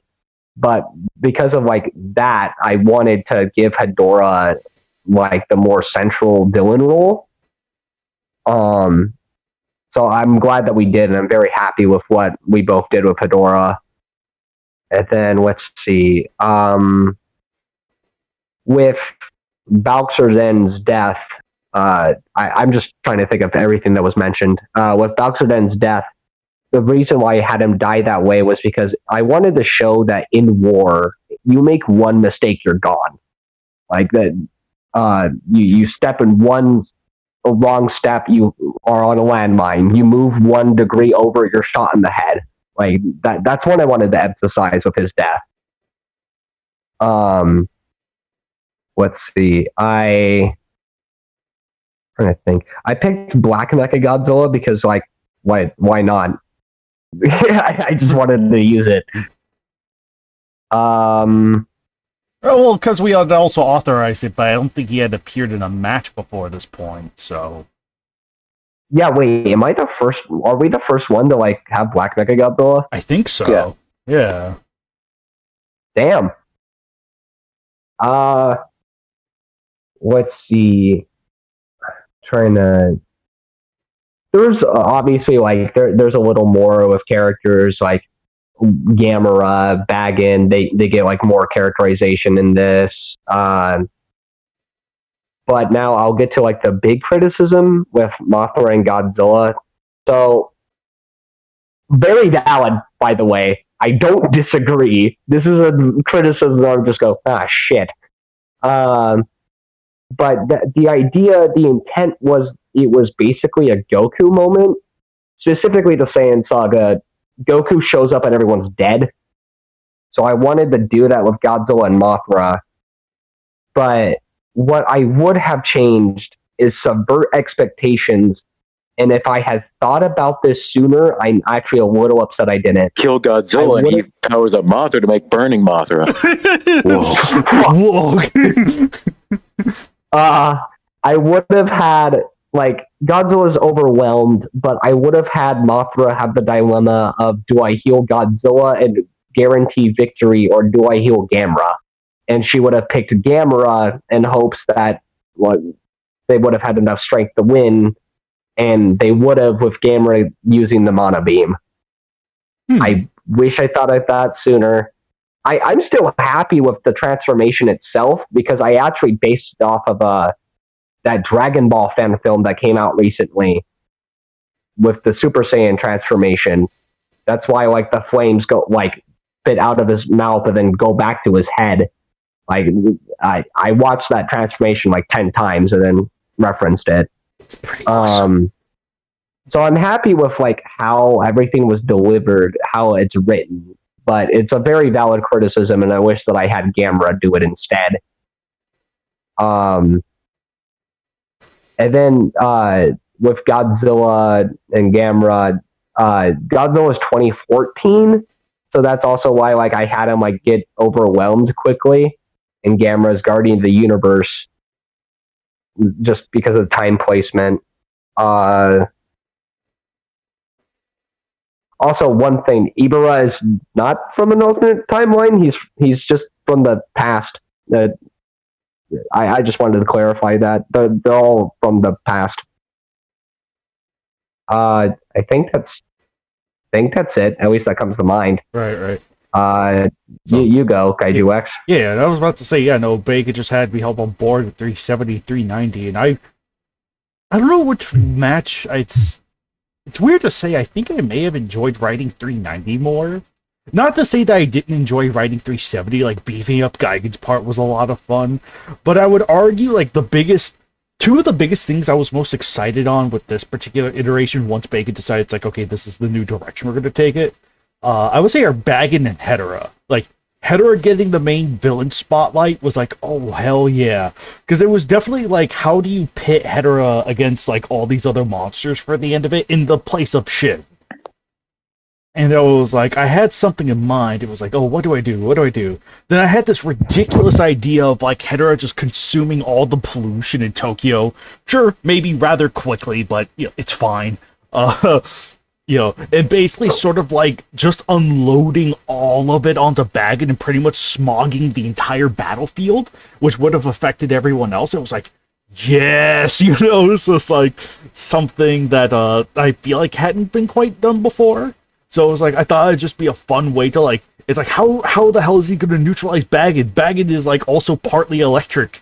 Hedera should also be dead. And it's like, nope, friggin' spew. So that was exciting. And then the other exciting part I had, too, was Baggin's whole characterization. It was just so much fun writing him as sort of, like, the asshole that respects others. Oh, man. Oh, he was... Alex? What? What's going on? The Kaiju asshole X said he that liked writing respects others. Yeah. I couldn't hear over Kaiju X's laughing.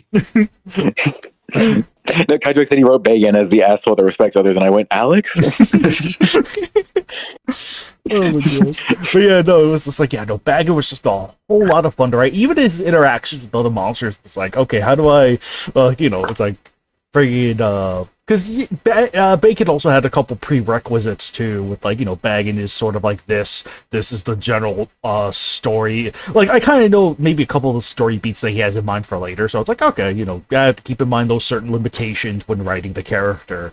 But otherwise, it was just sort of like, I hope I gave Bacon like a great sort of like character with Baggin to build on, so that way when he returns in any future matches, it's like, oh yes, here you go. So yeah, no, all good stuff. I would also say another personal favorite part of mine was I would say Armor Titan versus Angira. That was a lot of fun. And Colossal Titan, and I think what I also liked too with the removal of Shin Godzilla was again emphasizing Hedorah as the big bad. Like, I think Kaiju Fan Forever had mentioned, it was like, oh, you would expect Hedorah to go down to the Titans because they're naturally hot. And that was kind of a twist I wanted to take with that, was like, oh yes, no, Colossal Titan has the bigger edge, but Hedorah comes out on top in the grand scheme of things. So it was like, yeah, no, I definitely wanted to play up the fact that I was like, oh yeah, no, Hedorah is going to be the big bad in this, and yeah, no, I'm just I think everyone's pretty happy with that. So I'm like, hell yeah, give the boy props. And then whatchamacallit? And then I think my other favorite scene for myself out of the stuff I had written, the part where Rodan's final act, the part where she like tornadoes Baggin and Baggin's diamond storms get caught in the wind, and it was like, oh yes, oh that was so good. I will say, like, I think my favorite part that Bacon wrote, personally, it's like, yeah, GBR had mentioned Bulksavan ramming the Mechagodzilla and blowing up, but I would actually say my favorite part of Bacon's, well, a lot of it's solid. I think my favorite part out of Bacon's side of the spectrum was that first fight between Mechagodzilla and Bulksavan. I kind of liked how it utilized like Bulksavan's and Mechagodzilla's capabilities to weirdly unique capacities. That's like, oh yeah, there's a cylinder. The cylinder is open on the top. Of course, Bulksavan would shoot a bolt of lightning down to exploit that. That's really fun. So I like that kind of I really enjoyed like that kind of thinking and just putting the abilities in new and creative light. So, but yeah, no, it was like, yeah, no, this was just a great fun I think on it now, and I think I remember. Yeah, no, I think 390. I think I probably prefer 390 over 370. The more I think on it, so yeah, no, this one was just a lot of fun. I think just because there was a lot more leg room to just. I think comparing the two, it was like there was just a lot more leg room for me to just kind of like strut my stuff in a sense. So it's like, Baggett's characterization, Hedorah being a badass, and so on. So, but yeah, no, that's just me though. That is just me. Oh, also, neither of us mentioned this, or maybe you did while I was away. You referenced Avatar with Gamera. Yes. Oh, thank you, Bacon. Thank you for catching that. I had that in the back of my head for a second. Yes, there is actually a reference to Avatar: The Last Airbender where Gamera uses mana to kind of resuscitate Angira. Like the part where it's like his fingers are glowing golden, because of course, Gamera manipulates mana, it has a golden hue. So it's like, just on through the fingertips, and then like the fingers go on like the snout and the forehead, which is kind of like the bit in Avatar: The Last Airbender where Aang like kind of gains the bending stealing ability or whatever.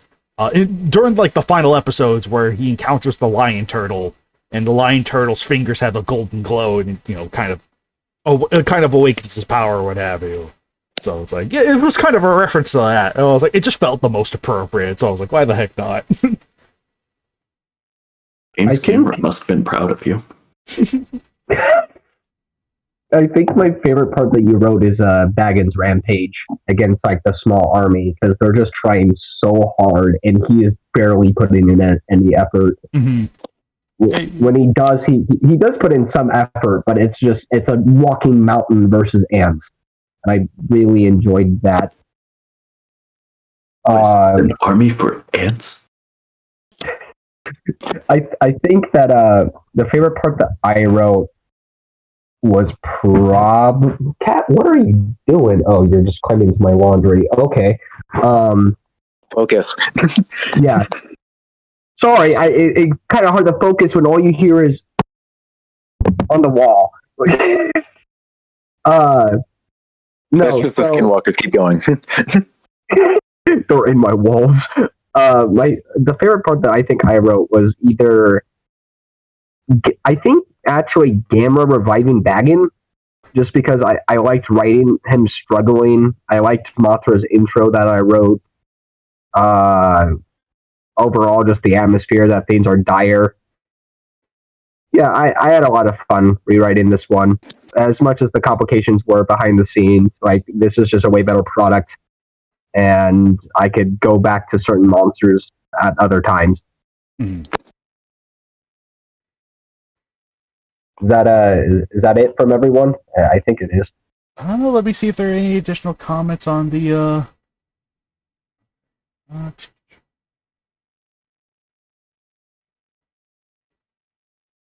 Back-to-back Dragon Ball references. Let's go, says Ditto. And Yes. then Maguma says, "Oh wait, they're from the past. I thought the change to the show with the Millennium designs meant they came from some weird alternate dimension. Oh well, IG." No, it's in 370. I mentioned that the Fratranians just grabbed him before Atlantis fell.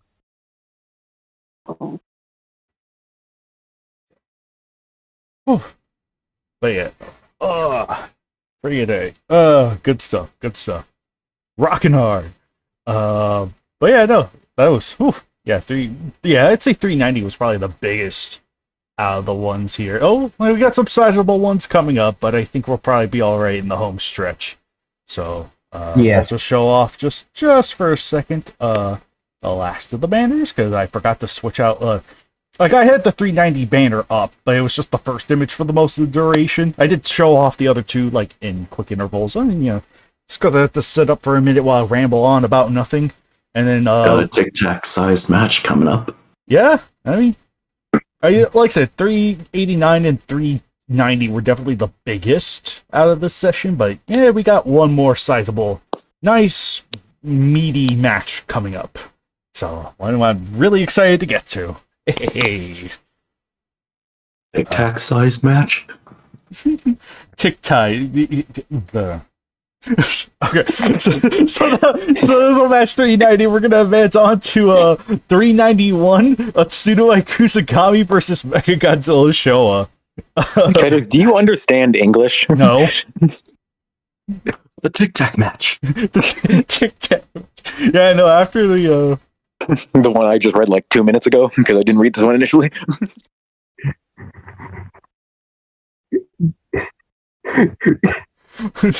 So friggin' so yeah, no, match 391. I think we could literally do a live reading of this and then just be over. It's I so don't short. want to do that. No, we'll save that It for exists. That's my review. Right. We'll just save that for the committee reads. I was like, due to shenanigans, this came out first, and it was just like, it's all right. It is at most just kind of a super average match. And it's like, I can't consider it Birdman's best, unfortunately. It's still like all right. Like, it was all right enough to post. It was mostly inoffensive. Oh hey. And plus, after coming off of 390, I think it was just for the better that it's like we do have a super short, simple, extremely simple and straightforward match. Just to kind of just kind of ease off from 390, from literally the past two matches, which were friggin' gigantic. So I was like, probably for the best on that part. In the meantime, though, it just exists. I can't even give any, like, I don't think I'm going to remember this one by the time we do circle back around for the committee reads on this. So when we're 50. Pretty much. But when we're 50 years old and we get back to so it's like, oh boy, you remember this, guys? Yeah, no, this match just exists. That is all I'm gonna say.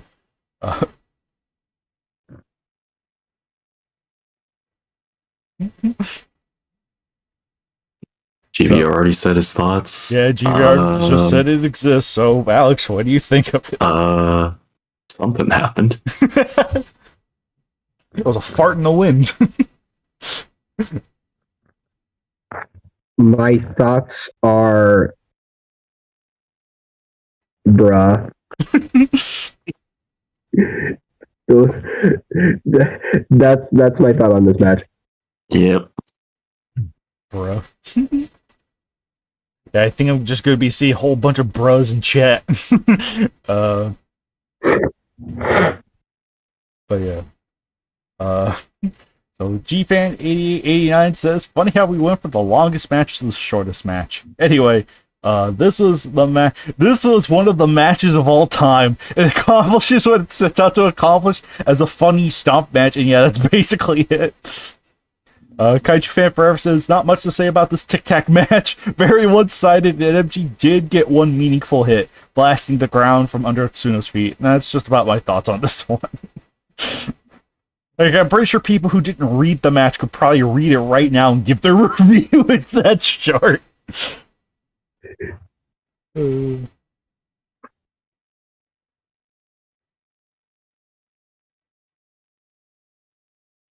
Yeah, Ganyu's typing his thoughts. King Little Caesar did have like an alternate version, like where the spines were glowing. I didn't think it looked that great, and frankly, I was just kind of like, I think I'd post this one was posted a little later than anticipated, so it was just like, oh, here you go. Ganyu says, Atsuno, Mechagodzilla, more like Mecha Bra Godzilla. Oh, True. that's a lot better. Yeah, because I remember. There you go, Kaiju X. You could change the banner now. Yeah, sure. Why not? Yeah, no, because I think the first version he had, the spines were just a little duller, if I remember right. It was just like, it didn't look too hot, but now it's like, oh, here we are. Oh yeah, no, don't mind if I do. But in the meantime, though, but yeah, no, I'll probably do that after the podcast is over. The friggin'. Yeah, what's it called? Let's see. First degree murder. Don't mind that, YouTube. It's just a joke. On the, over here, Maguma says, quite honestly, I have nothing to say about this match. It's just kind of a big nothing burger. So, yeah, no. So definitely not one of Connor Clinell's. It's definitely one of his weaker matches, unfortunately. But it's just like, here we are. Yeah. Otherwise, but yeah, I mean, 391. That was.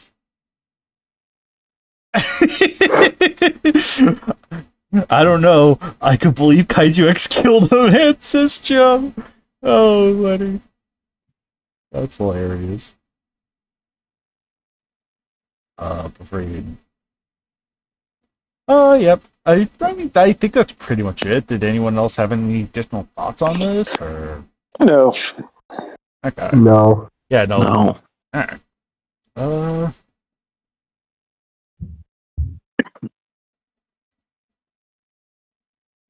Hey, yeah, no, King Little Caesar, who did the banner for this one, said he had a bit of, I had a bit of trouble finding a good image for Utsuno since there isn't a lot of them, but I at least had fun editing Showa Godzilla image to look like Mechagodzilla. So I was like, hey, yeah, that's always a fun thing to do on the side. Take a Godzilla image and just apply the little Mechagodzilla traits. That's always fun.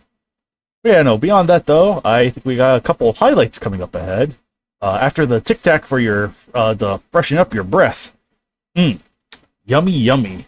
We're moving on to match 392. Godzilla Showa versus Gomorrah. written by Alex Williams and banner by Zid. Yes, that's it. I'm going to say this. This author should be fucking ashamed of himself for making Godzilla an angry parent who flies into a blind rage and kid gets taken. Whoever fucking wrote this, I hope you jump off a bridge for writing this shit. Kaiju X, did you say yummy with Tic Tac? Yes. Well, no, it was yummy to the match. I'm gonna burn this whole podcast down. I don't know how I'm gonna burn the sound file, but I will. I just fucking hate the person who wrote this and who betrayed Godzilla's character so much How? in this match. Even though there were clearly people that defended the point of view. How? I mean, aren't you guys just like furious at how this author could take a beloved rampaging monster like Godzilla and make him flawed in his judgment? I mean, doesn't that make you sick? Yeah, how come Manila didn't fight back? Oh my gosh. And hugging? Are you serious? Okay, raise of hands. How many of you do you think monsters are capable of hugging? I see no hands. That means I'm right.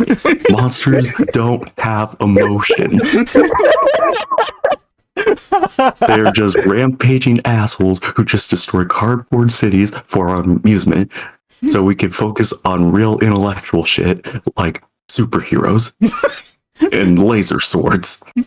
Again, this author... Alex, I just asked what your order was. Shut up. This author should be ashamed of himself. We're trying to put thought into something.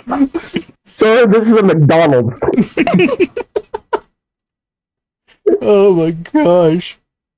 Oh, holy crap. I mean, this author is literally the next Hitler. Am I right, you guys? Oh my gosh.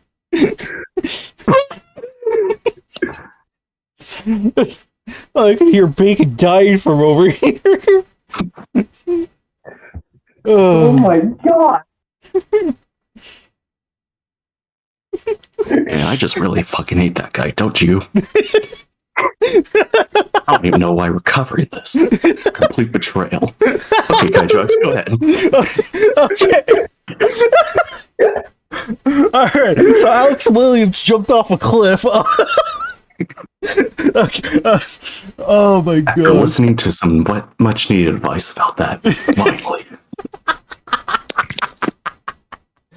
Oh my gosh. Oh.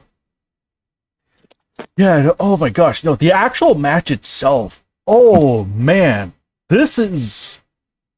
Oh man. 2022's had a lot of bangers as far as matches go, and this is definitely up there for me.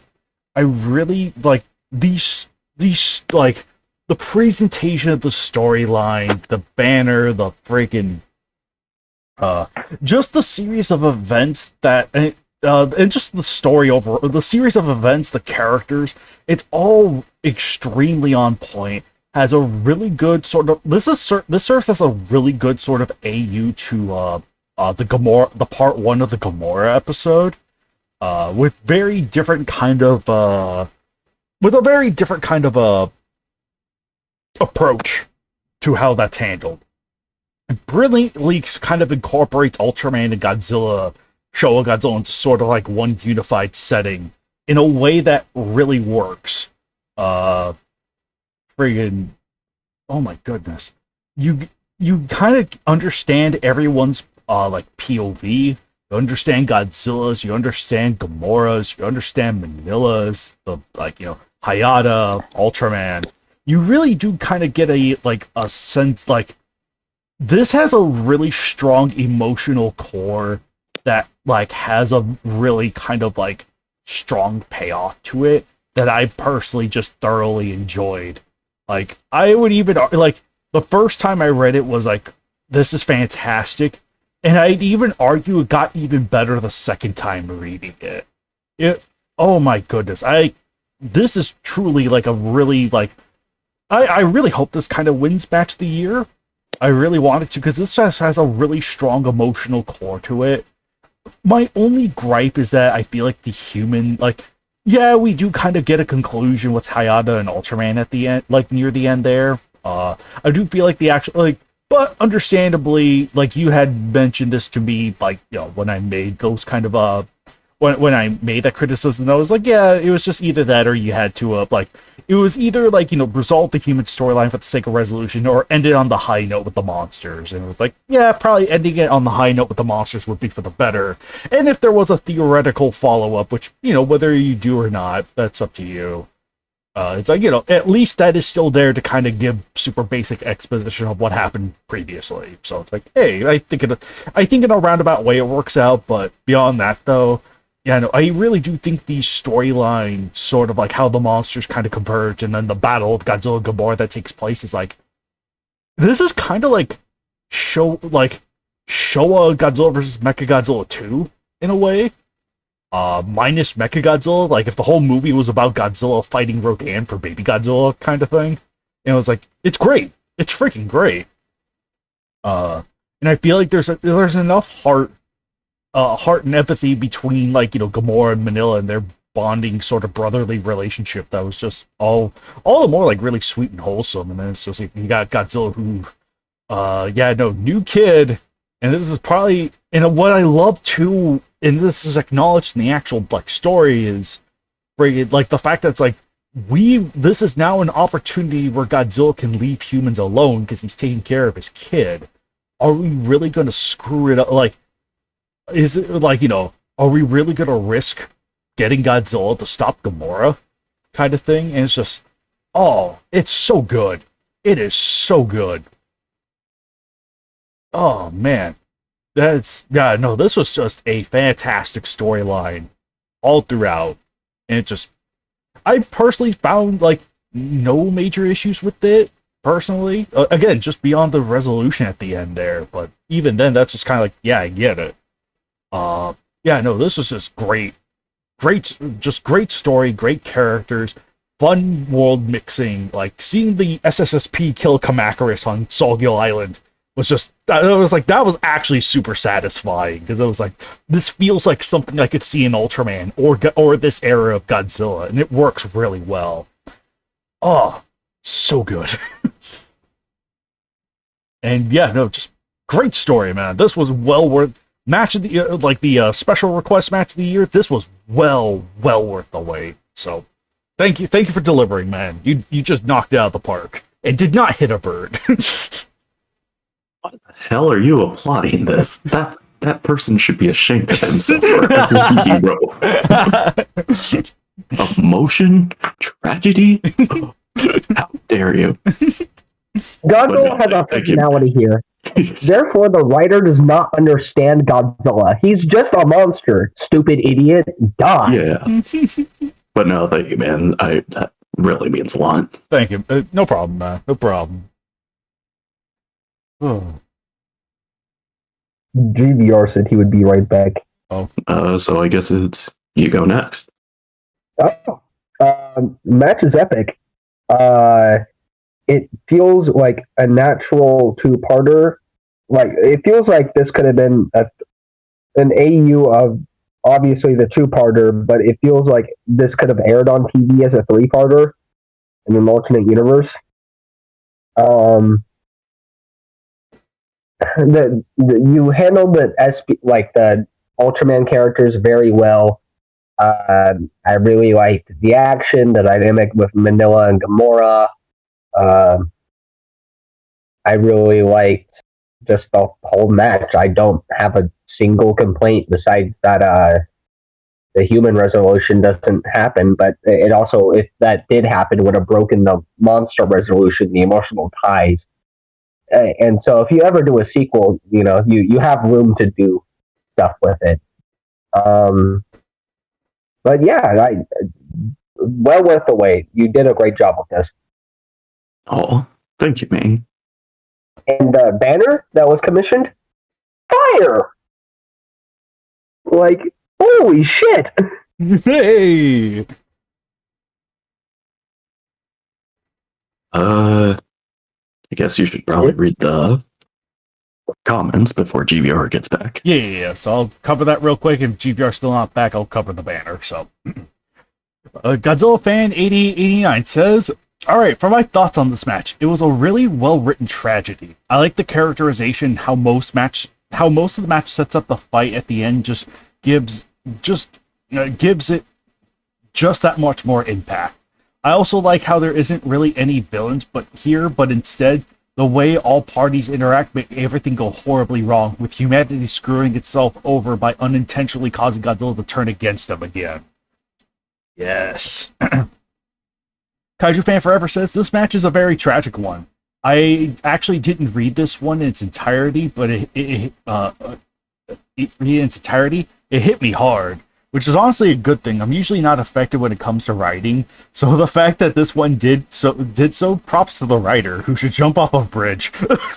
Yeah, he should, for making people cry. What an asshole. I honestly wish that the Kaiju got their happy ending. Like, I don't think there is an actual winner. An innocent child dies.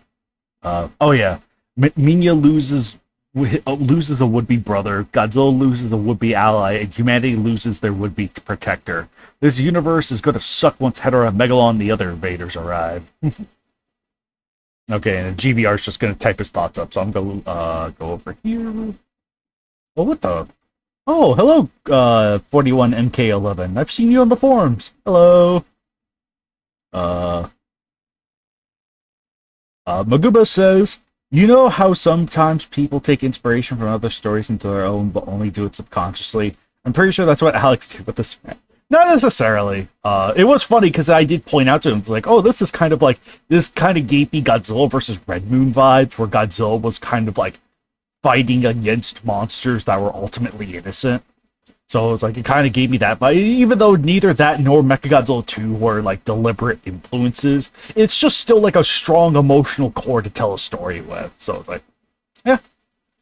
Yeah, I did not even think about those two when typing this up. Like, I was, again, the Red Moon concept was pointed out to me by Kaiju X, like, before this was posted. Mm-hmm. I was like, oh, okay. Yeah, I didn't take that into account. And then when I saw people compare it to Mechagodzilla 2, it's like the whole Green Goblin.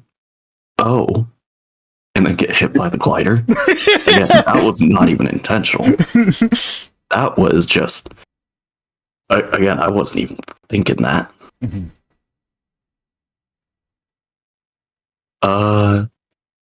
Yeah, the whole idea was more or less, okay, I'm okay, like, how's the situation? How am I going to bring them together? It's like, oh, because we just did that.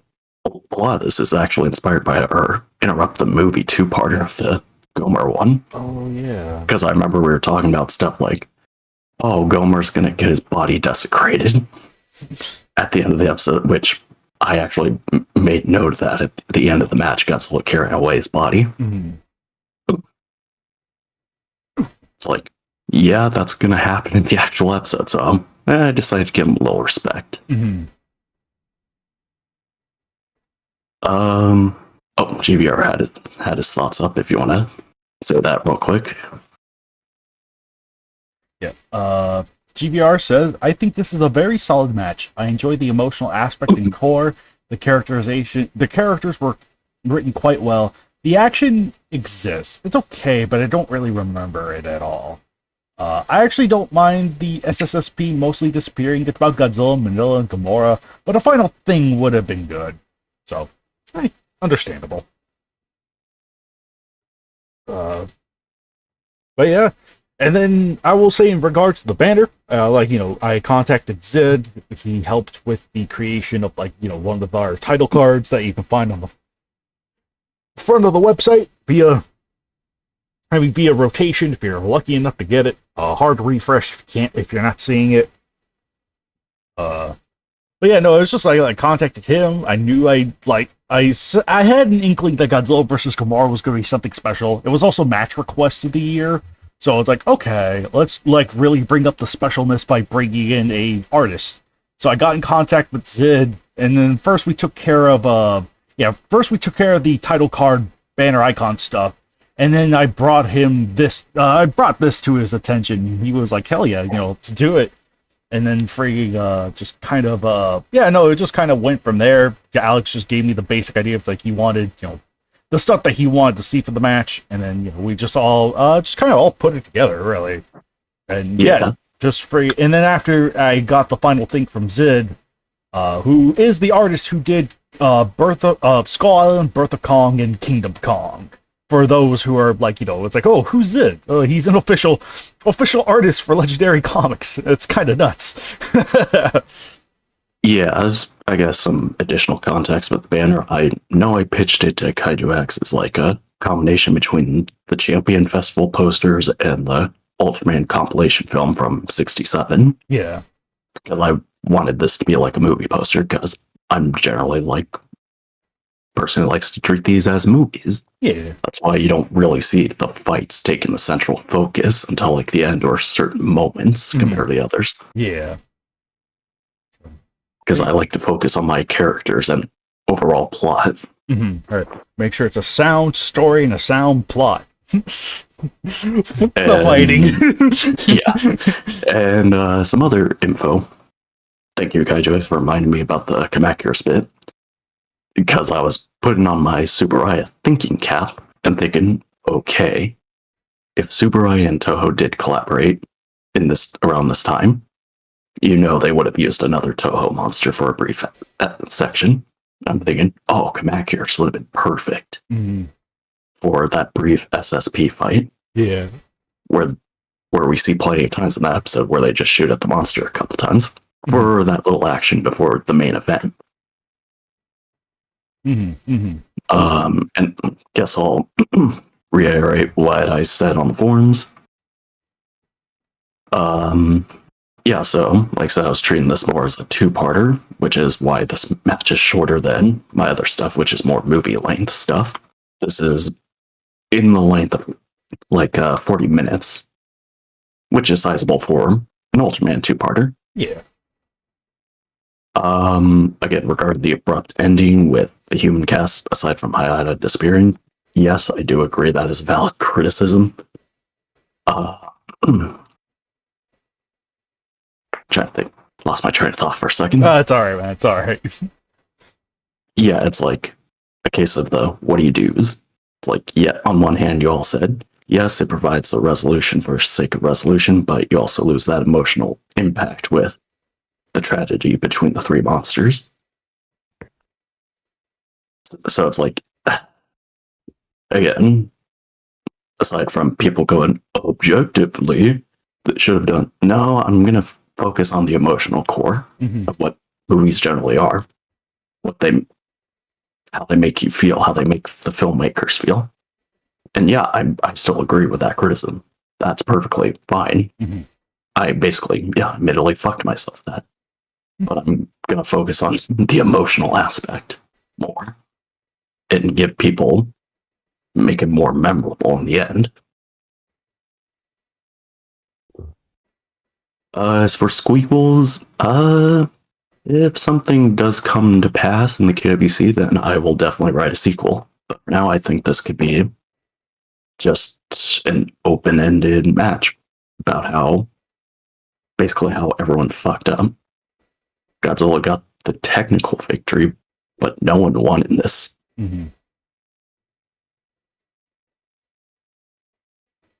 For sure. Very well said, man. Very, very well said.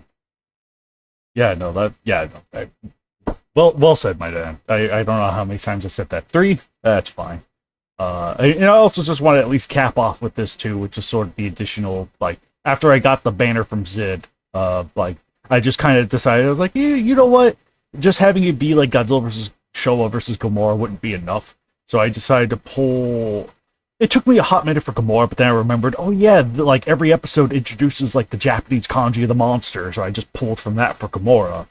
But yeah, it's just like I did the same thing as I did with Match 350, where it sort of has that that poster vibe with like the music notes around the corners and the logo. In this case, the Toho Kingdom logo in the upper corner, and then there's text on the side, Japanese text on the side, which I think was just simplified to like the battle of two giant, like the battle of two legendary monsters or something like that. It's something super simple, super to the point. And I think one more tidbit, Alex, I think you'll appreciate is that the Godzilla kanji and the versus katakana in the middle. I believe I pulled both of those from Godzilla versus Gigan's poster. Aced. So, because I knew that one was like your favorite movie, so I was like, hey, why not? It also just looked the best.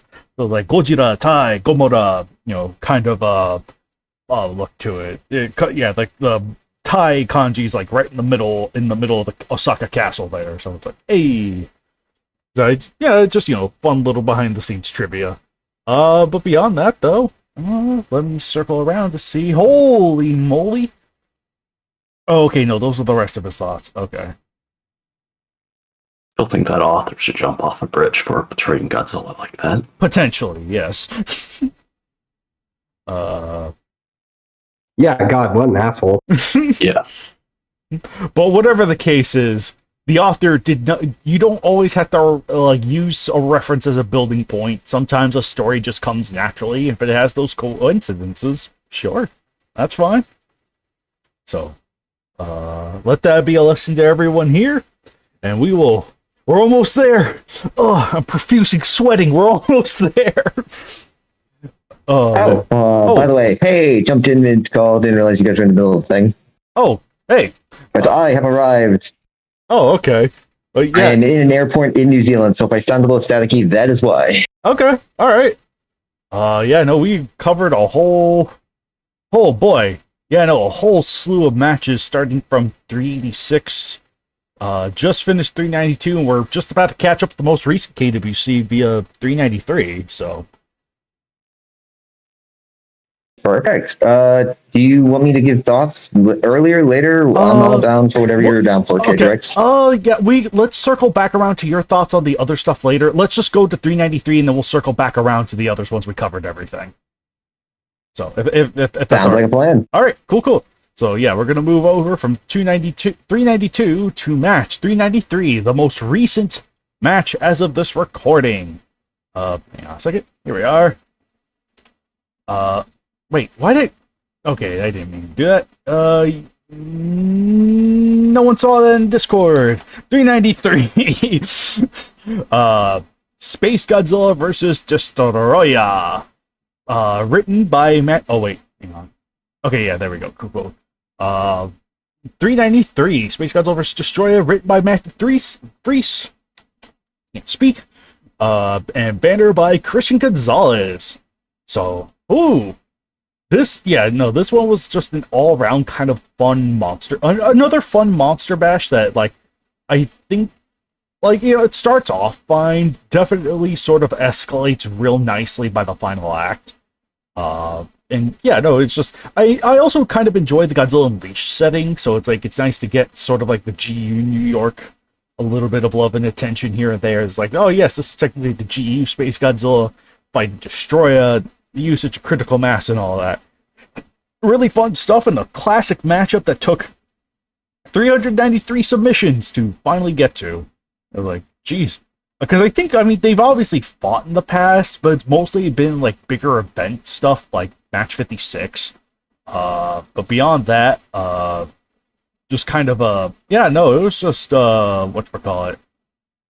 Yeah, no, it was just kind of we never got to see it solo.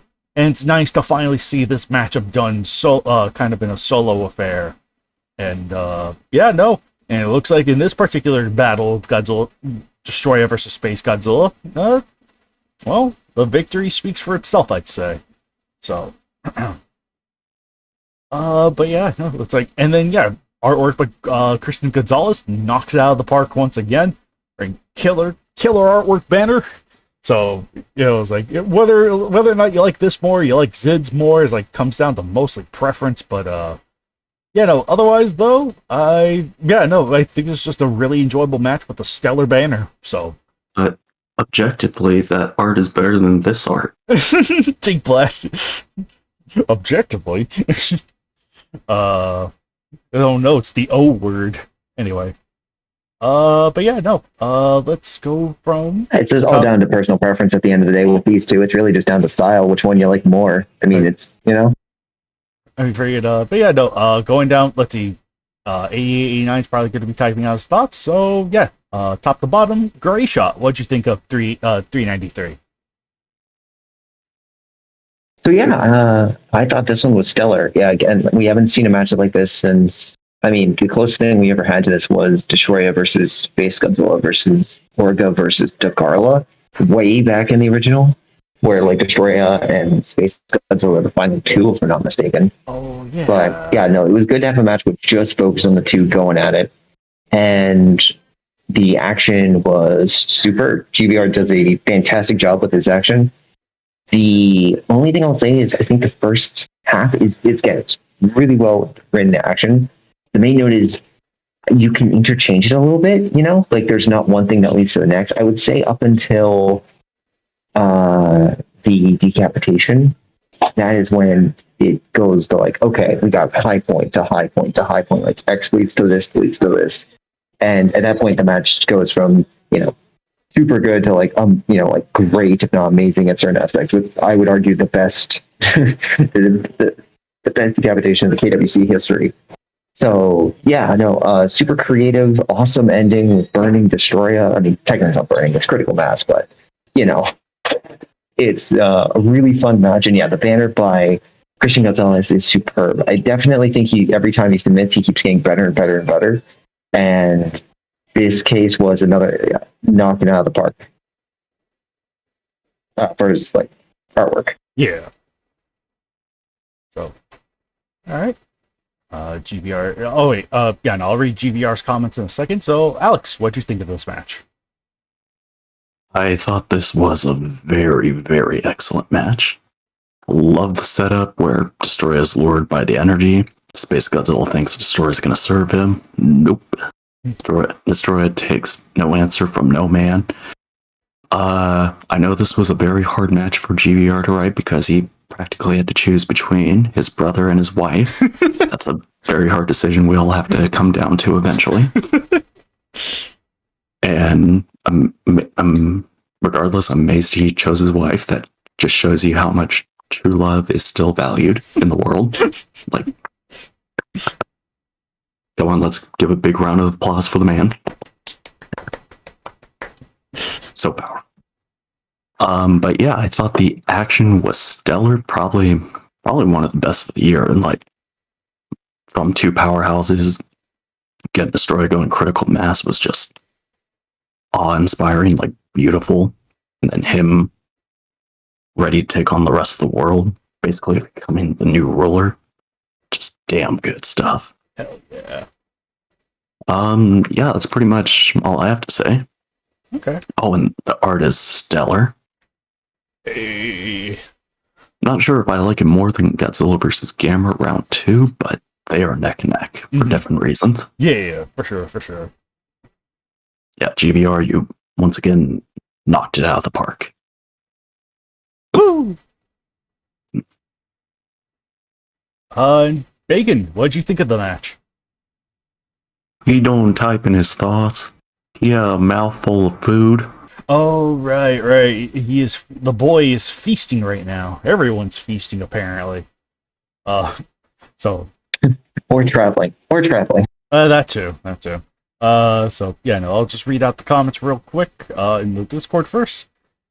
Godzilla fan 8889 says, this one was a fittingly awesome battle between two tyrants. I like how Space Godzilla and Destroyer kept on countering each other with their abilities, and how it was hard to tell who was winning until the last part. This truly feels like a clash of evil powerhouses, and I love it. Okay. Interrupts. Okay, thoughts. Okay. Yeah, and quick thoughts with Space Godzilla vs. Destroyer. A match I'm rather happy with. Happy to finally make this matchup a reality. Banner is excellent. The fact that something that great was made for something I made makes me so happy. And hell yeah, rightfully so, man. Rightfully so. Bacon says, match is fire, brutal, and to the point. It's amazing that this matchup hasn't happened yet, and it delivered in every regard. I didn't need a big story with this. I just needed it just needed to happen, IMO. Hell yeah. No, very true, very true. Maguma says, aka the match that should have happened a literal decade ago. Oh well, it was worth the wait. The Unleashed setting definitely helped elevate the match from just an average kaiju brawl. Which, yeah, no, absolutely. So, let's see. Kaiju Fan Forever. Yeah, has this comment. This one was a blast to read. Finally, we get a match with these two throwing down. This was so great. I love the banner, Space G getting strangled by Desi's tail while Destroya takes a Corona Beam to the face. To the eye, to be more precise. Great to see Destroya's chest beam in action, and Destroya's head living on and shooting Space Godzilla in the face was so good. Taking its biology as a colony of microbes to the logical point. It was a nice nod to the manga. I love how Destroyer's response to SG offering him power was just try and kill him, and burning Destroyer at the end. That was fire. And he really do treat his wife well. Well, of course, we at least know where his preferences lie. But yeah, no, that was just great all around. Well, yeah, no, that was just such a fun match. I think I may have more of a preference to Orochi Round 2, but this is still, as far as GBR matches go, this is still a strong runner-up. So, yeah, no, it's just, yeah, classic matchup, and sort of done with a more kind of modern finesse in a way. About as modern as Godzilla Unleashed is able to take you, but still nice to see like this kind of come reality. So, and yeah, no, just great stuff. So, yeah, no, Yeah, for GBR at least, I think this has to be. I think next to I think probably easily one of his best of the year. That's hard because he's had a stellar year with like Mechagodzilla Legendary versus Gamera versus Gauss, and like he had a few solid ones at the start of the year and obviously end of last year. So yeah. So yeah, no, GBR just coming out with these bangers. Yeah, no, just good stuff. Freak. Yeah, no, just all around great material, and whew, freaking finally caught up with all the KWCs. Whew. All right. I guess. Oh yeah, that's right. Bacon's out real quick, and GBR's also out real quick. So I'll probably, you know what? Gray Shot. Let's use this chance for let's get your thoughts caught up in regards to matches 386 to 392, and we'll just kind of build up from there. Just until one of them gets back, because it is kind of because GBR and Bacon usually cover the KWCE side of things, and fortunately both of them kind of not available right now. So let's just cycle back around real quick. So 386. Okay. 386, really solid match. Definitely taking like a T1 to T2 for Bacon versus Legion. This is a very awesome sequel to the original. Expands all the characters, especially the sorceress, which I think is probably one of the best OCs we've had in the KWC, next to I'm thinking Bagan versus Monster versus Ghidorah with the priestess, for making an impact in regards to the match. And by the way, the banner is awesome. The only thing I have to say is that Dark Ray? Is that like a repurposed Dark Ray? I don't know. I do not have enough Star Wars knowledge to know, so that would be something we would have to inquire Ditto on. Yeah, because I looked at that and I'm like, I gotta say, they actually, that is the best use of Dark Ray so far, if it is, because it looks absolutely menacing and awesome. Mm-hmm. 3-7, yeah, first part of my match. Really happy with how this one turned out. It was, it's the first part of a whole new arc that I've been working on, mainly because the Timeverse stuff is still working on. It's mainly just, it kind of ran into a bit of a writer's block for that. And while the next chapter is nearly done, I'm putting the final touches on chapter 5, and I worked with other people and others on all the way up to 9. So this stuff is really being my blood flowing. I'm happy this came out. I was really playing the drawing work for Ozakai, for Gamora, for Dabura, and having Ichiro Miki being a regression was also nice, really fun to write. So yeah, if you especially Ozakai and Gamora, there'll be more with that. Next up, 388. 388. By the way. All right. Hey, GVR. So Oh, Gray hey. Shot's giving speedrun thoughts right now, and then we'll jump into KWC. So Yeah. Oh yeah, and it was fun to make the banner for that. 388 banner, I thought could have used a little work. It's awesome, like the hybrids were just amazing. But I think the banner could have used a little bit more TLC. Otherwise, the story was well written. I liked the action, but I can't recall. Like it didn't wow me, if that's what I say. It's good, just it wasn't, it wasn't quite there. Yeah. But I did like the end battle with Biolanta, even if it was a little short-lived for the hype.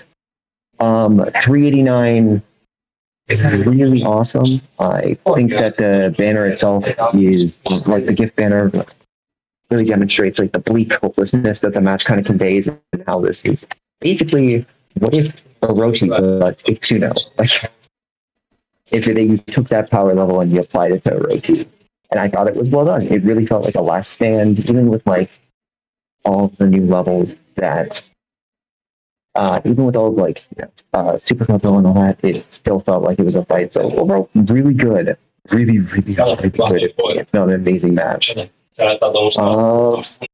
then I have not read 390 yet. I will say that I need to. I'll probably be reading it on the flight because I need to make sure I read that for the awards coming up later. And 391.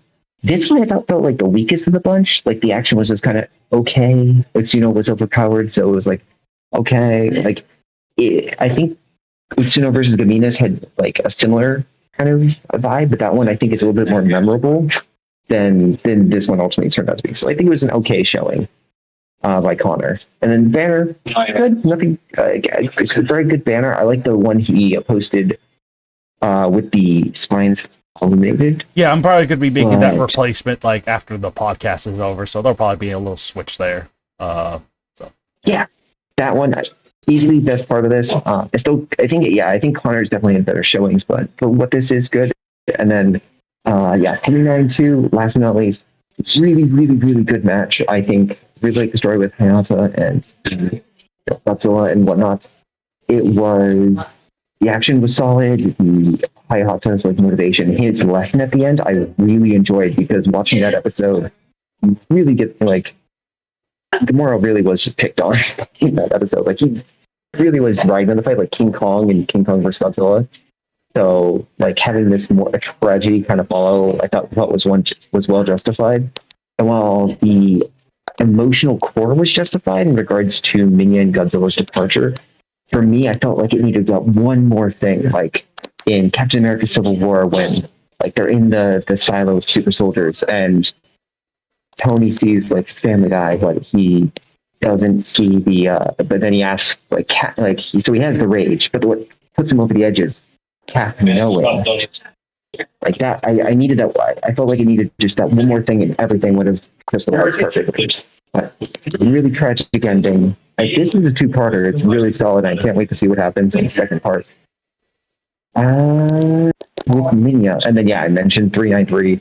Fantastic action, banner awesome. No, nothing to say more. DBR knocked out of the park. Yeah.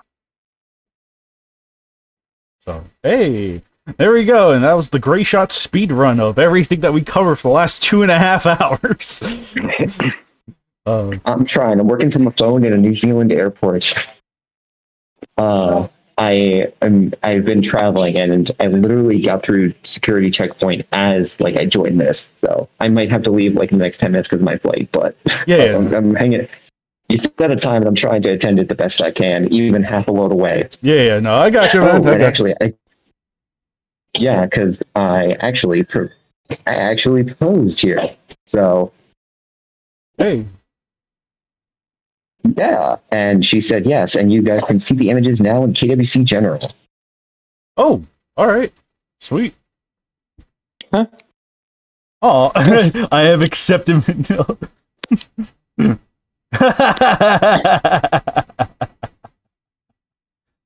brother made these.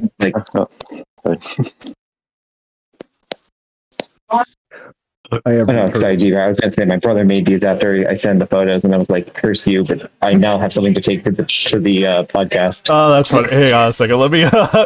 Yeah, I know. Hang on a second. I could try and get something up real quick. So, GBR, what was your thought process between choosing your wife and your brother? Because Space Godzilla vs. Destroya has been like, oh, someone should make this a match ever since like the KWC started, but no one's just done it.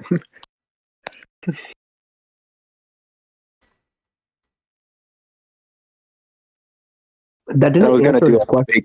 I was gonna do like a big, huge thing, but then as I was writing, I just ended up going, I'm just gonna make like a simple fight.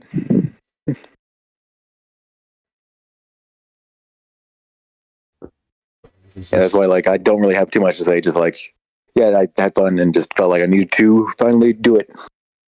Finally make this match a thing. It's just so awe-inspiring to see how true love still exists. In this dark and heartless world. As well as accepting Manila, that is always the most important part in all of this. So true. Bravo, GBR. Bravo. Mad respect, dog.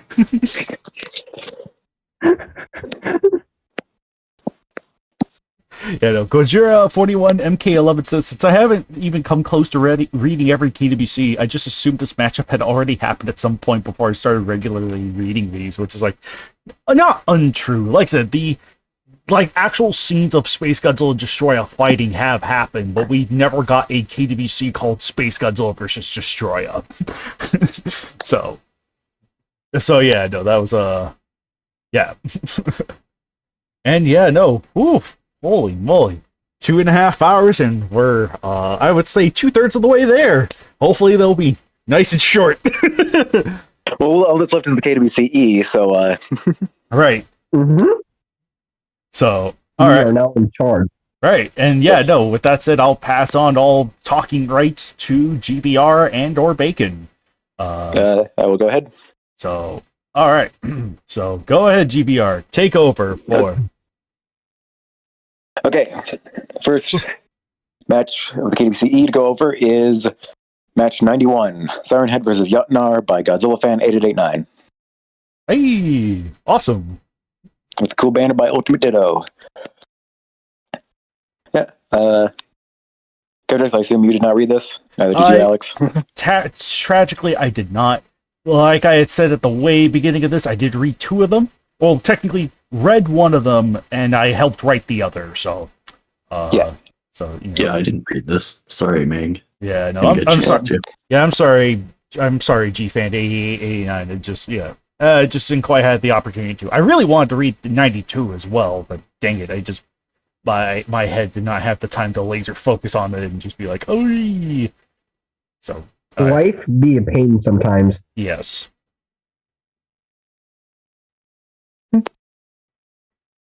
Oh, okay, so it looks like we will have some discussion with Godzilla vs. Nemesis, or at least people contributing.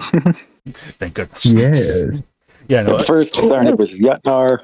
Yeah, no, don't worry, Grey Shot, it's fine. It's all good. I will start off by saying I enjoyed this match. I think it's a solid little match. I'm just going to read off the thoughts I gave in case I didn't make it back in time. Great first match for Godzilla Fan 8889. A solid match with a neat premise and spoopy atmosphere that works well. Hey. Yeah, it uses both combatants very well. I need to watch Troll Hunter. Seems like a good movie. It's fun. Oh, I didn't realize this had a second banner. I struggled all this time getting the dark banner out when I didn't realize there was a brighter banner. Hold on, let me. Yeah, for some reason the banner was like really dark in like the dock. Because that is a bit of fun thing, trivia I can say. The first banner in this, with like the very dark one, that wasn't like given to me. That was in the Google Doc, and I just screenshotted it and cropped it. Okay, right. Because yeah, no, there's like no real way you can like pull images from Google Docs. So yeah, no, I'll just replace that with this. This just looks so much better. There you go. Now we can actually see. Yeah, I kept both because I asked Ditto to like send me the banner. Yeah. To replace it, but then like he sent me the bright one, so that's why I went just do both. Yeah, might as well, right? Yeah, just like it's a good match. Not a lot to really say because it's not like a very in-depth match, but it's just fun. Yeah. Yeah, no, I'm I kind guess of like it's me now. right. I'm just Yeah. skimming through, and it's just like, oh, it looks fine. It looks like there looks to be some good stuff in here. So yeah, maybe I'll circle back around and give this my thoughts one proper day. Yes, contrary to popular belief, you can in fact read matches after the KWCC covers them. Right. It is never too late. Just like match 6, the Evangelion versus Redman one, which just suddenly got comments. It's like, where did this come from? That Halloween match. Don't By remind me that of that. same author who should jump off a bridge. How dare he make fun of Godzilla? Jerry. No, let's see. With the Halloween match, I remember receiving this. This was one of the matches I received to verify. And from start to finish, I had a really fun time. I like, without going into much spoilers, I like how the victors decided. It's very creative. It's haunting. It makes Siren Head just creepy, like more creepy than like he looks like, because how fans perceive him is pretty cringe. But I really like how he's written here. Jet Noir was pretty good. I like that this is like the Troll Hunter characters are used. Makes me want to like watch the movie again. I had a fun time with this. This is a good first match, man. Hey, awesome. That's always super encouraging to hear. It's like, yeah, no, this is the promising build of a, yeah, you know, this is the promise to show for the future. Then hell yeah, I really hope to catch a match of his and like go back through, read through something of his, or even look forward to the stuff he has in the future. So.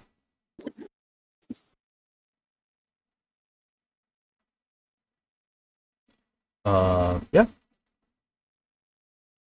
Like, is there anyone else that has any other thoughts in regards to KWCE number 91? Or I think they're typing it. I see Kaiju Fan Forever typing, Gray Shot typing into it. Wait. Oh.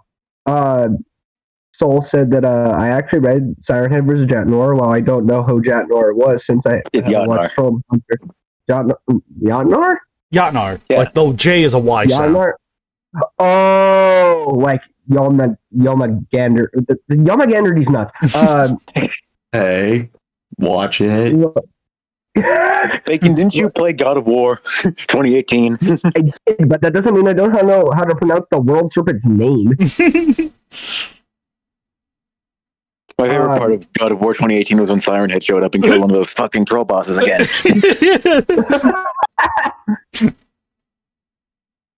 No, but Kaiju Fan Forever says this was a wonderful match. Nice spoopy throwdown between two unique combatants. Just a fun fight and a good debut for both characters. Love the horror given to Trevor Henderson's most iconic character. Love the references to Trevor Henderson's other creations. Also, this match reminded me of a Siren Head match I'm now currently working on. Oh, awesome. Sweet. Based. And on the YouTube chat side, Maguma says, I think this match is pretty good, but nothing spectacular. I will say, though, with how so many YouTubers use Siren Head for clout, it's nice to see him as in a piece of media where he's actually scary. Yes. So. The banner needs a red circle around him with a red arrow pointing to him. Scary. Is this all an excuse to make money? Yes. Thumbnail. The search for more money. It's the sequel to All Our Lives. Hold on. Godzilla fan A889 is typing right now. Yeah, so we'll just give him a minute. So medium wage is off.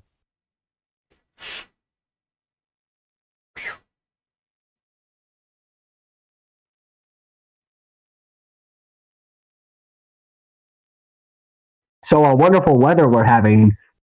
Right. Yeah, that's a good 51 degrees here. Yeah, I know. Nice and chilly over where I am. Nice and pitch black, too. It's great. Yeah, It's cold here. Sunset. Cold is better than warm. Yes. True that, man. Especially here in Florida. Oh, yeah. Yeah, you poor bastard. You're in Florida. That doesn't even have anything to do with the weather. No, you have weather. You have. Oh wait, never mind. There's thoughts. Yes, I will read them off. Yes. Godzilla Fan 889 says, I will quickly share some thoughts. Some trivia. While I was first writing this match, I actually had a different ending in mind where the victor noticed Hans and started chasing after his vehicle in a tense scene with the match cutting off right as it gets crushed. Yeah, I prefer the ending I ultimately went with. I would agree with that. I like the more like tension-based thing where it's just like Siren Head's clearly stalking him, but it's not just like instant.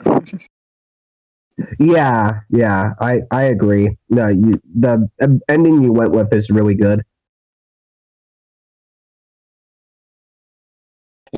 And Grayshot left his thoughts on Godzilla vs. Nemesis, but we'll obviously get to that later.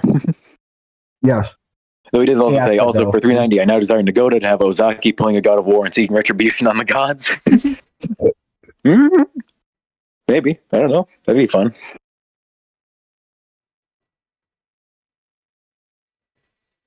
Yeah, Grayshot is All right, yeah, no, see you, Grayshot. To get on the plane. Yeah, he's about to get on a plane and fly off. So see you, man. Yeah, some people on the server would get on the VC while on the plane. So I'm glad. Right. Everyone, turn off your devices. Nah, I have to do this podcast. Yeah. You don't understand how important this is. All right. Let us move on to Red Man versus the Shadow of Red, match 92 by Harley, aka Shipper's Dreamer, aka the head of the KBCE. Yes. Shipper's Dreamer.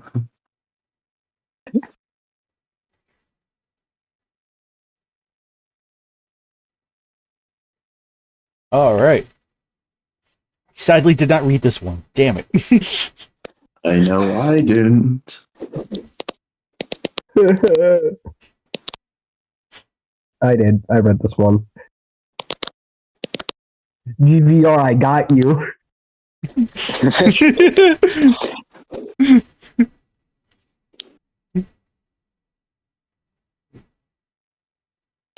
Okay, yeah. Red Man versus Shadow of Red. I enjoy this one. Yeah, this was the Halloween match of the KBCE. I very much enjoyed this one because of how unique it is. It's very different. It's not a very long match, and it's not like a very like. Well, it's much more focused on like concept and story. Yeah. And I think it does that very well. Harley's real good with writing characters and writing like fun, like off the wall stuff. And she did a very good job here with it. I love the way that like Red Man's struggle is depicted, how he's pretty much just like being True Man showed basically. Ooh. Oh. And Shadow of Red crashing the party. Oh. And then interrupting the broadcast is very unique and cool. Hmm. Yeah, the action is quick, but it's rad. And I love the ending of like pretty much Red Man getting ready to overthrow it all. Just like burn down the studio, basically.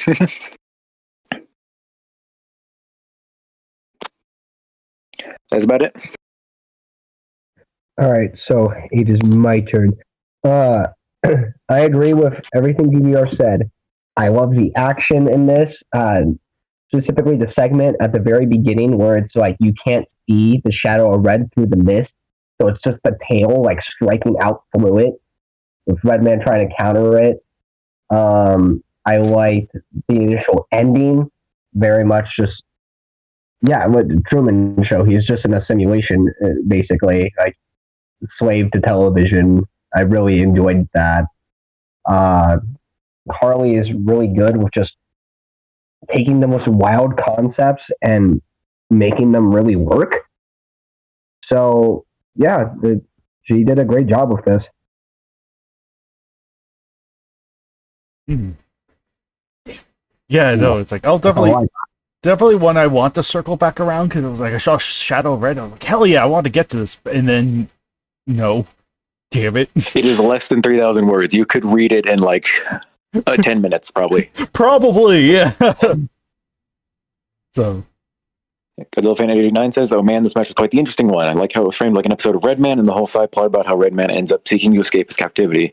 Googling certain things about this match is also how I found out about the Red Man manga and all the elements from that are also present here. And the Shadow of Red was a cool villain for this match, even if it's clear he wasn't the true focus in the end. Sort of like Hedorah in Gamma vs. Hedorah Round 2. Bravo." Mm-hmm. Hey, awesome. Yeah, let me see on the live streaming side of things. Magooba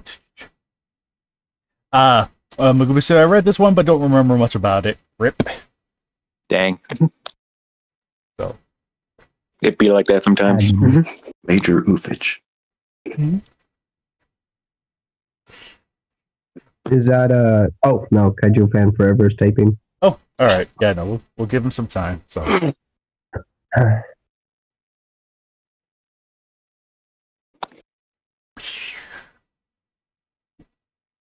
No, my favorite part was when Red Man got thrown into Fortnite.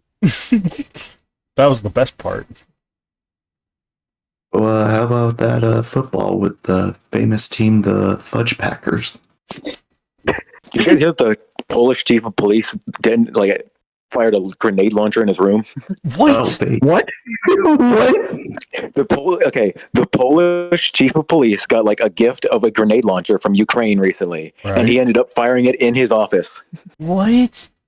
What the heck? Why did he fire it in his office? I don't know. The details haven't been released yet. They just know that there was an explosion in his office and like 3 people got injured. I don't think anyone died. Pretty sure no one died, but it's still just like. Oh, thank God no one Oh, died. base. He's Louise. That is the most like insane segment, like waiting for someone to type thing I've ever heard in my life. I have been wanting to talk about it ever since I heard about it. Years ago. Oh my gosh, that's hilarious. Of all places to bring it up, it's all here. Holy God damn. Like I can only assume he was just like playing around with it in his office and like trying to have fun, and then just pulled the trigger by mistake, and then boom. Can't wait for a guy that found a crushing tank that tries to work. Same energy. What the fuck? Okay, finally, Kaiju Fan Forever's done typing. This was a great spooky match, perfect for the time of the year it was posted on. I love the reference to the comic. Like how Shadow of Red exploded, makes sense in the sense of a TV show. Yes, the body realistically goes flat like a graboid from Tremors, but explosions are cool. Of the ending where he starts gathering allies to overthrow their captors. Yes. Yes. I believe that is it. I think so. I do think so. Yes. So, you guys ready? So it would 93. 93. Yes. KWC E93, Godzilla Legendary vs. Nemesis. Written by Fat Bacon Unicorn. The banner by Ultimate Ditto. Yeah, I know. This was actually one I literally... It was several options. It was either read the short Harley match or finish reading the Nemesis match that I started. You know my priorities. Kaiju X hates women. Okay. But yeah, no, it's like... wait, who's going first? Me. GBR. Okay, gotcha. I am the host. All right. Such a vital. Me. I am the host. Okay. He was just asking a question, dog. Theory, does GVR hate Kaiju X? Yes. Is it because I'm a woman?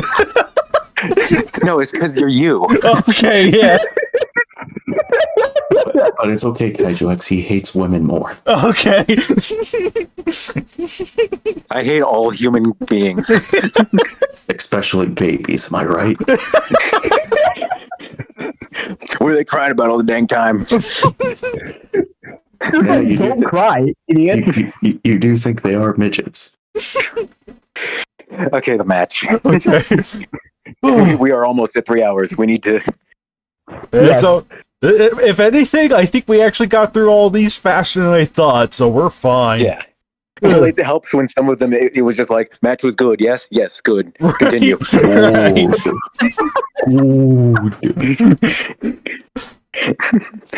Okay, Godzilla Legendary vs. Nemesis. Bacon's match. It's really good. I very much enjoyed it as I was editing it. I love how the lore of both are tied together. I always love when matches tie together lore from two different franchises into one coherent thing.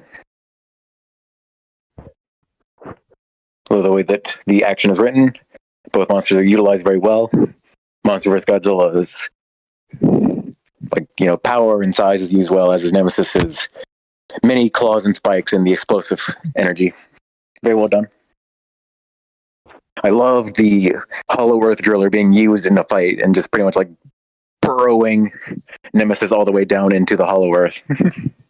That was rad. Yes. The emotional aspect with like Nemesis and Mygo was very well done. Gives the match a solid emotional core to help it stand out. Banner Ditto Maid's real cool. That's about it. I'm sure Bacon will go into more detail on it, but like I asked him if I could remove Burning Godzilla from the end of this match, because originally it was like Godzilla goes burning when Nemesis unveils like her fifth form. But I felt that was very like I thought it was tacked on, especially because like I had edited this especially because like I think this was right after match 390. Yeah. Yeah. So I was just like, bruh, I'm tired of Burning Godzilla. Yeah, I'll go into that a bit later. Yeah. So yeah, I will say I am kind of glad Burning Godzilla was removed, because I think it kind of hits harder without it. Like both it shows Godzilla is obviously the kind of a powerhouse, but Nemesis is no pushover either. So I think that was ultimately for the better. And plus, you didn't need a Burning Godzilla level thing for Nemesis, other than the fact that both get power ups. It's just like, yeah, no, I think what happened at the end here was more than perfectly suited. And just, yeah, no, this was a great match that mixes, like GVR said, it mixes both the elements of the story together very organically. And I think just all around, it has a nice, strong emotional core to it. Really did get me kind of emotional near the end there. I was like, shit, that was, damn. Yeah, that definitely, like, as a fan of those books, it was like, it made me feel like, I think this is the first KWCE, like the first Nemesis match, if I remember right. Yes. And yeah, no, it was like, this is a very strong showing of Nemesis and her capabilities. It was like, it's weird that I forget that it's like, oh yeah, Nemesis is like a super unique monster. It's like her like explosive fluids kind of help her a lot, and just the way she's able to utilize that is just fantastic. It's like, no, this is great. This is freaking great. Yeah, and just no, this was just a great match, man. You did a great job with this, dude. Oh yeah. Definitely criticism wise, it's like a lot of it's more on the technical grammatical side of the spectrum, I would say. But it's still kind of like like if you overlook that, you are in for a great time, because this match treats both monsters with respect and dignity, and it does that really well. So, and like I said, like pretty much word for word for the comment I just made almost 3 hours ago.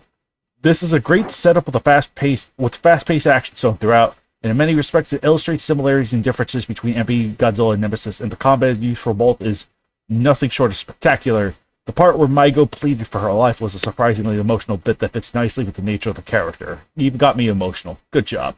So, those are pretty much my thoughts on Godzilla vs. Nemesis, so. There are some thoughts typed up in the chat. Oh. Yes, I was. Okay. Yeah, I'll go ahead and read those off. Yeah. And after that, I'll ask Kaiju to just read anything in the YouTube chat. Okay. Yeah. First off, Grey Shot says the GV Nemesis was really, really good. Grammar was a touch weak, but everything else from the action to the story I thoroughly enjoyed. I'm honestly kind of glad Burning wasn't added, because what was there was more impactful. I listened to Audible to get the narrator's voice in my head while reading this, which made Maigo's end that much more tragic. Great KWCE.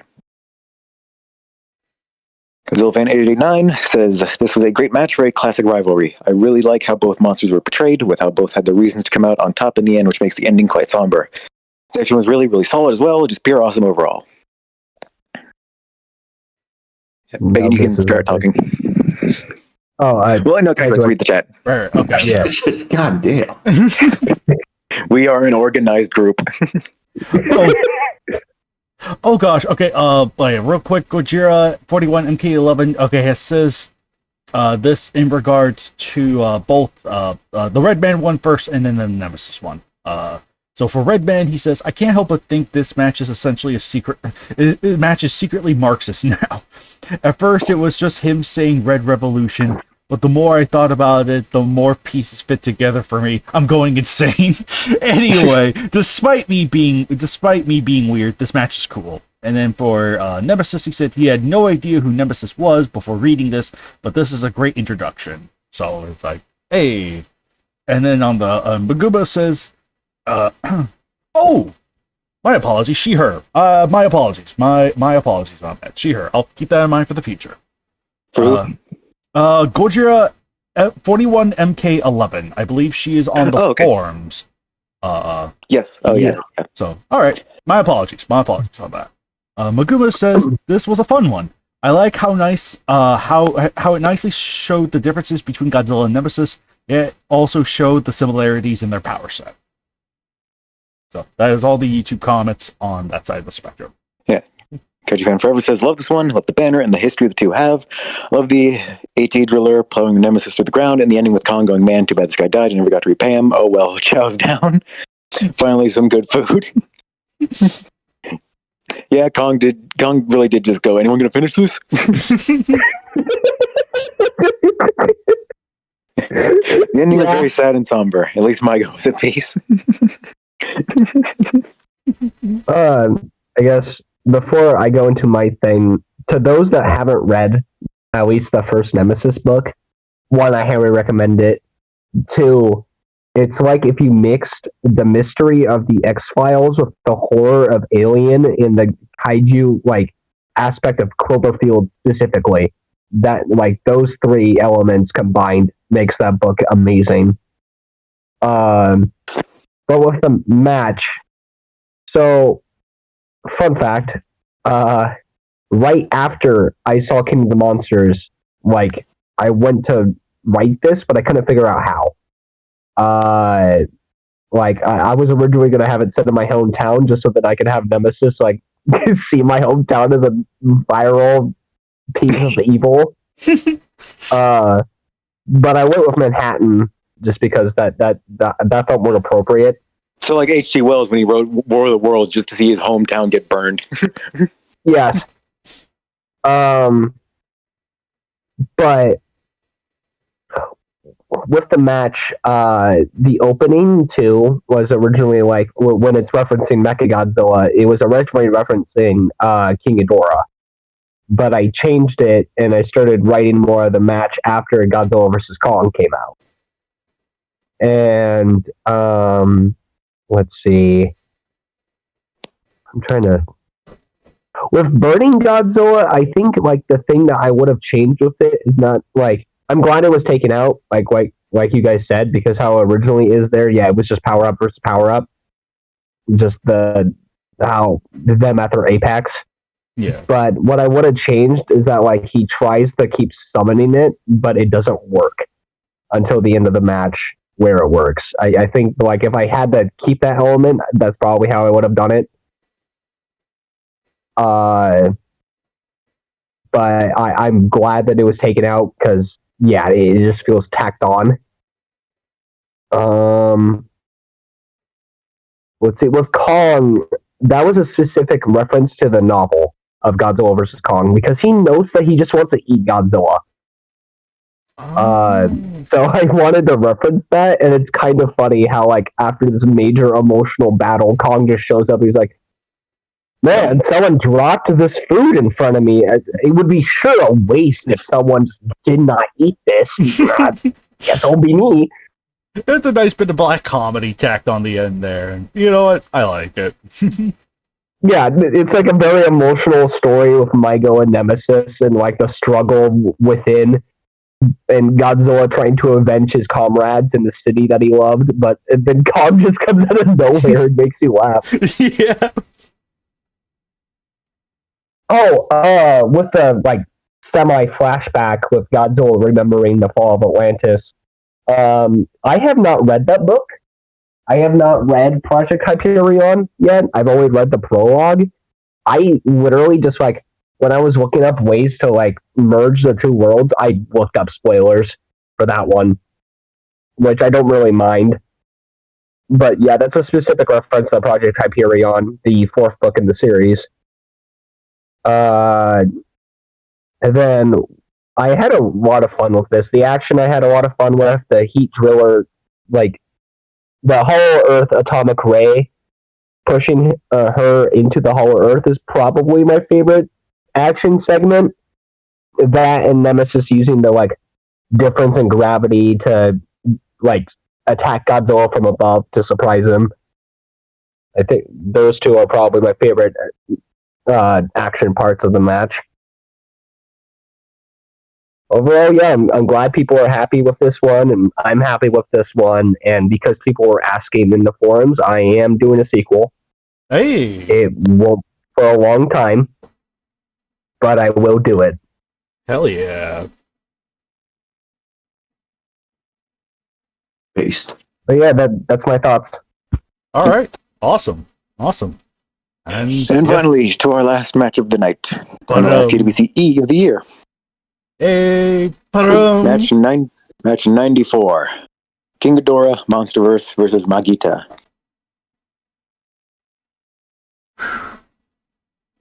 Okay. All right. So do I go Bacon. first on this one? Because you two, yeah.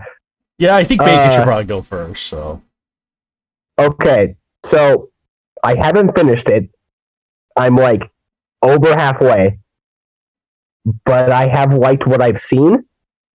And I remember you guys will probably go into it more later, but you guys said that you had trouble writing with Megiddo specifically, because of how melee heavy and how big she is.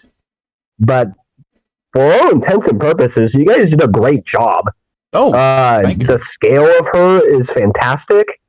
It makes her feel like this otherworldly threat to something that is already an apocalypse level monster. She like where Ghidorah is a storm, she is a meteor shower. I really have been enjoying the action and the characterization of both. And out of curiosity, the Ghidorah at the beginning that axes it, is that a different Ghidorah, like specifically, or? That's Cretaceous Ghidorah. Oh, okay, cool. Yeah, I don't remember the exact reason, but I wanted to throw in like Cretaceous Ghidorah just to like, I guess like establish Megiddo. Yeah, better establish Megiddo, and then I guess further show off Monsterverse Ghidorah in a sense. Yeah. Yeah, it's also sort of a hint that this is taking place in the very distant past.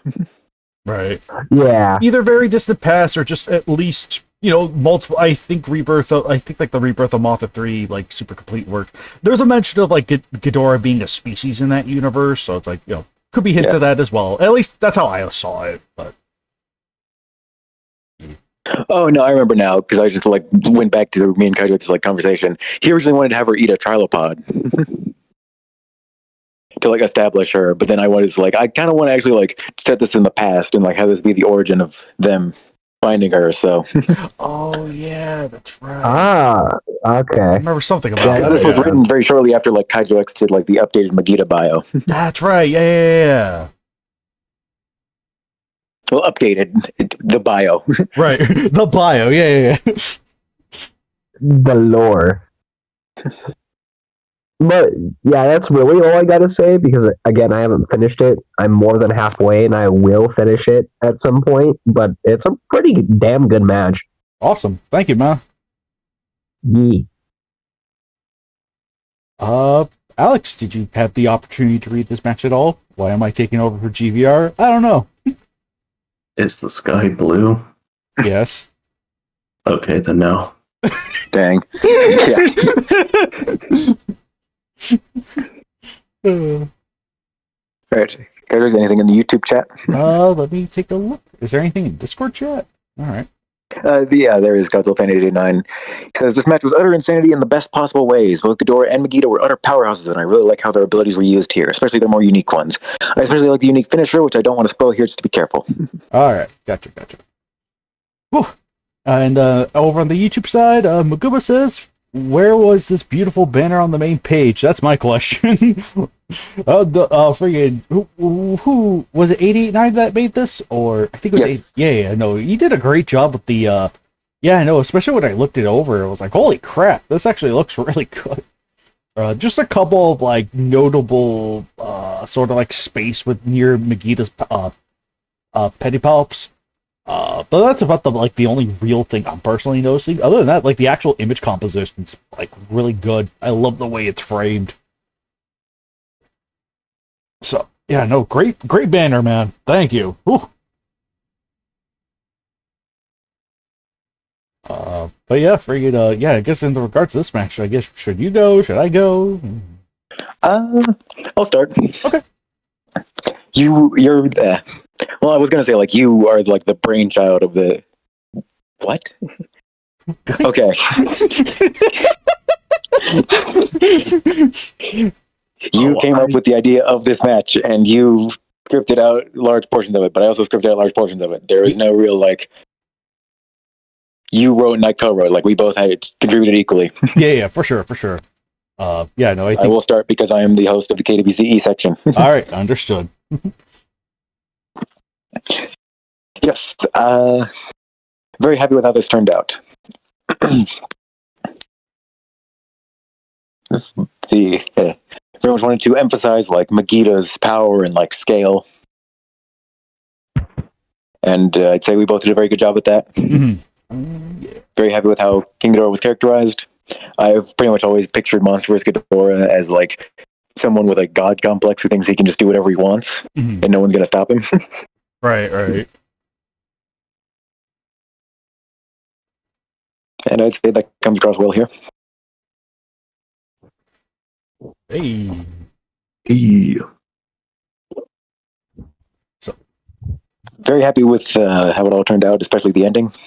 For sure. Yeah, I think we had, if memory serves, I think I had wanted to, like, because I think at the time that were either writing this or were completing it, I can't remember if like Trilopod I think Trilopod Takeover hadn't been totally canned yet. I was like, oh, it might be possible, but then it was like once it was just canned for good, it was just like, yeah. Probably just be for the best, just post it whenever. And yeah, no, posting it here for end of year is probably the best time to do so. Kaiju Fan Forever says, oh, this was a wonderful match. The Storm versus the Walking Mountain. I love the ending. Not going to spoil it. Now I want to write my own Megiddo match. The Queen's Trilopods was a force to be reckoned with. Love the surprise of Ghidorah. This was just so good. Oh, yeah. Oh, yeah.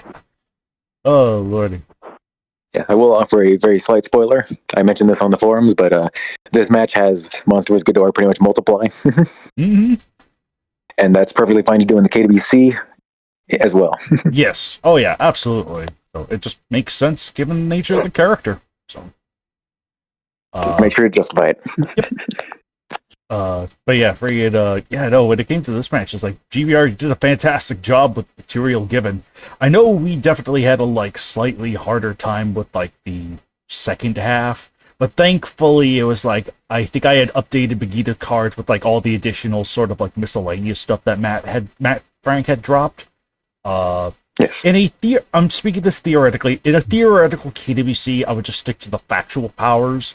So just like the stuff that's on her main bio, not the stuff mentioned in the trivia. But KWCE I knew was more loose and more flexible, so I was like, hey, why not go the full 9 yards? The KWCE tries to avoid being like full on fanfic, but like we are much less strict with powers. Yeah, it's like as long as there's a source, some kind of citation. Yeah. It's just any legitimate source, even if it's like a guidebook that is not reflected at all in the movie. That's fine. Right. As long as it serves to complement the character, it's like, I don't mind. So it's like, yeah, I think the second half was just easier. I think you mostly had had more say in the second half, but it was definitely easier for like all the crazy like abilities. Something that I'm not sure it would have been as efficient had she still been all like tooth and claw like in the beginning. But I do like that too because it keeps variety in the match itself. So it's like whereas the first half is mostly kind of a super grounded like a very like grounded Vegeta match where she's just fighting Monster vs. Ghidorah. But it's like, and the big surprise there being like, oh crap, she has wings and can fly. The second half shows more powers, more capabilities against the multiple Ghidorahs that are produced from that. So it's like, ooh, that's like, so it definitely helps that like the way we kind of portray her and the way we kind of go about with her, like it keeps the match unique and entertaining, and there are different like twists and turns at every corner. So it's like thank goodness for that because yeah, no, I'm not sure how things would have turned out had Vegeta just been strictly like super basic stuff. So it's just like, yeah, no, but even then, all around, it's just still spectacular, crazy action. And yeah, no, I'm not gonna give too much away for the sake of bacon, but I love the ending. Oh my goodness, that was so freaking good. Oh man, that was good stuff, man. That was good freaking stuff. But yeah, no, I'm just really happy to have like helped write this. I know we had like I'm not sure how else to put it, but yeah, no, I'm not sure how my brain farted. Yeah, no, I'm just all around really happy to finally have a match for the KWCE. It was like I've been meaning to get to like this for a while. Yeah, and it happened after you stepped down. Yeah, and it happened after I stepped down, which felt like the most opportune time to do it, IMO. But nevertheless, though, yeah, no, I'm just really happy to have had like great collaborator with GBR on this, and then friggin' yeah, no, it just helped really like enriching the match with a lot of fun ideas and just kind of taking it in the wild, crazy directions. Like, yes. So that's it. I still like super like, at least for myself, I'm really proud of like how, like Vegeta, like just the way Vegeta is characterized, her size, I feel like is very much there because I was like rereading it too like yesterday, and I was like, yo, this is legit. How'd I write this? Oh man, but yeah, and yeah, I know GBR did a great job with the second half of it as well. Just fantastic insanity. That's always those kind of matches. Fantastic insanity. So, oh man. So I'm gonna look through YouTube comments one more time. Okay, yeah, no, there is one spoiler, but I'm not gonna say what it is for bacon's sake. But from Gojira 41 MK11, she says, "I really like the banner for this. It gives a great sense of scale, and I really like the ending." Which, yeah, I'm not gonna say what it is because that's a spoiler. Maguma says, "Well, I don't really have many deep thoughts on this match, but it's definitely a good read. Ghidorah splitting like a cell was a big surprise. Well, more so like the multiple Ghidorahs that emerge. Yeah. So I'm sure that was a big surprise for a lot of people. It's like, huh? What's going on here?" So, anyway. I think that'll wrap it up for this match and for all matches in general. Yeah, I know. 3 hours and 17 minutes. Stinky. I think this is like probably. The only thing. Oh, go ahead. The only thing really left to say is just like, stay tuned on both KWC and KWCE fronts because year's almost over. The awards are coming up soon. Start of January. Yes. Oh, yes. Yeah. Thank you for the reminder to that. Yeah. Stay tuned for the KWC and KWCE awards coming in next month. So look forward to that, ladies and gentlemen. 2 more matches of the KWC left for this year. Yep. They should be good.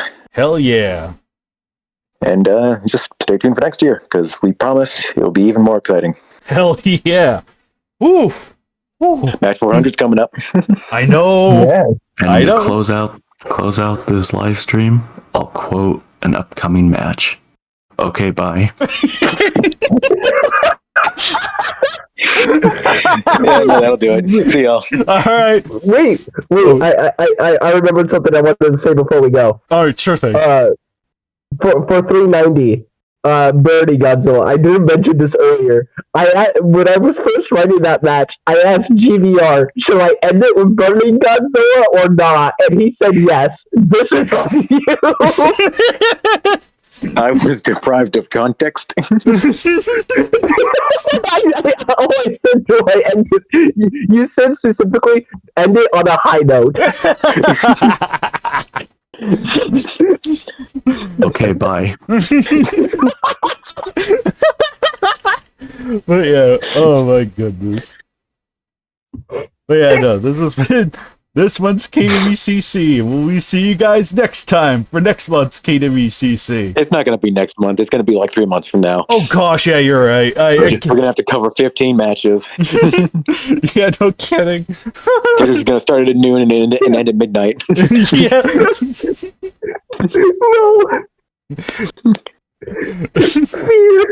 No. Oh man, I forgot. Yeah, I know, I forgot that. It's like I'm so used to saying next month, just out of habit. Dig blast it. So it's just like, my brain. Like, yeah, you guys taking over the KDCE section was just like, oh, relief. But yeah, no, good day, good night, everyone. Merry Christmas, Happy Hanukkah. Stay in drugs and don't do school. Yes, wait. Okay, bye. All right, see you guys later.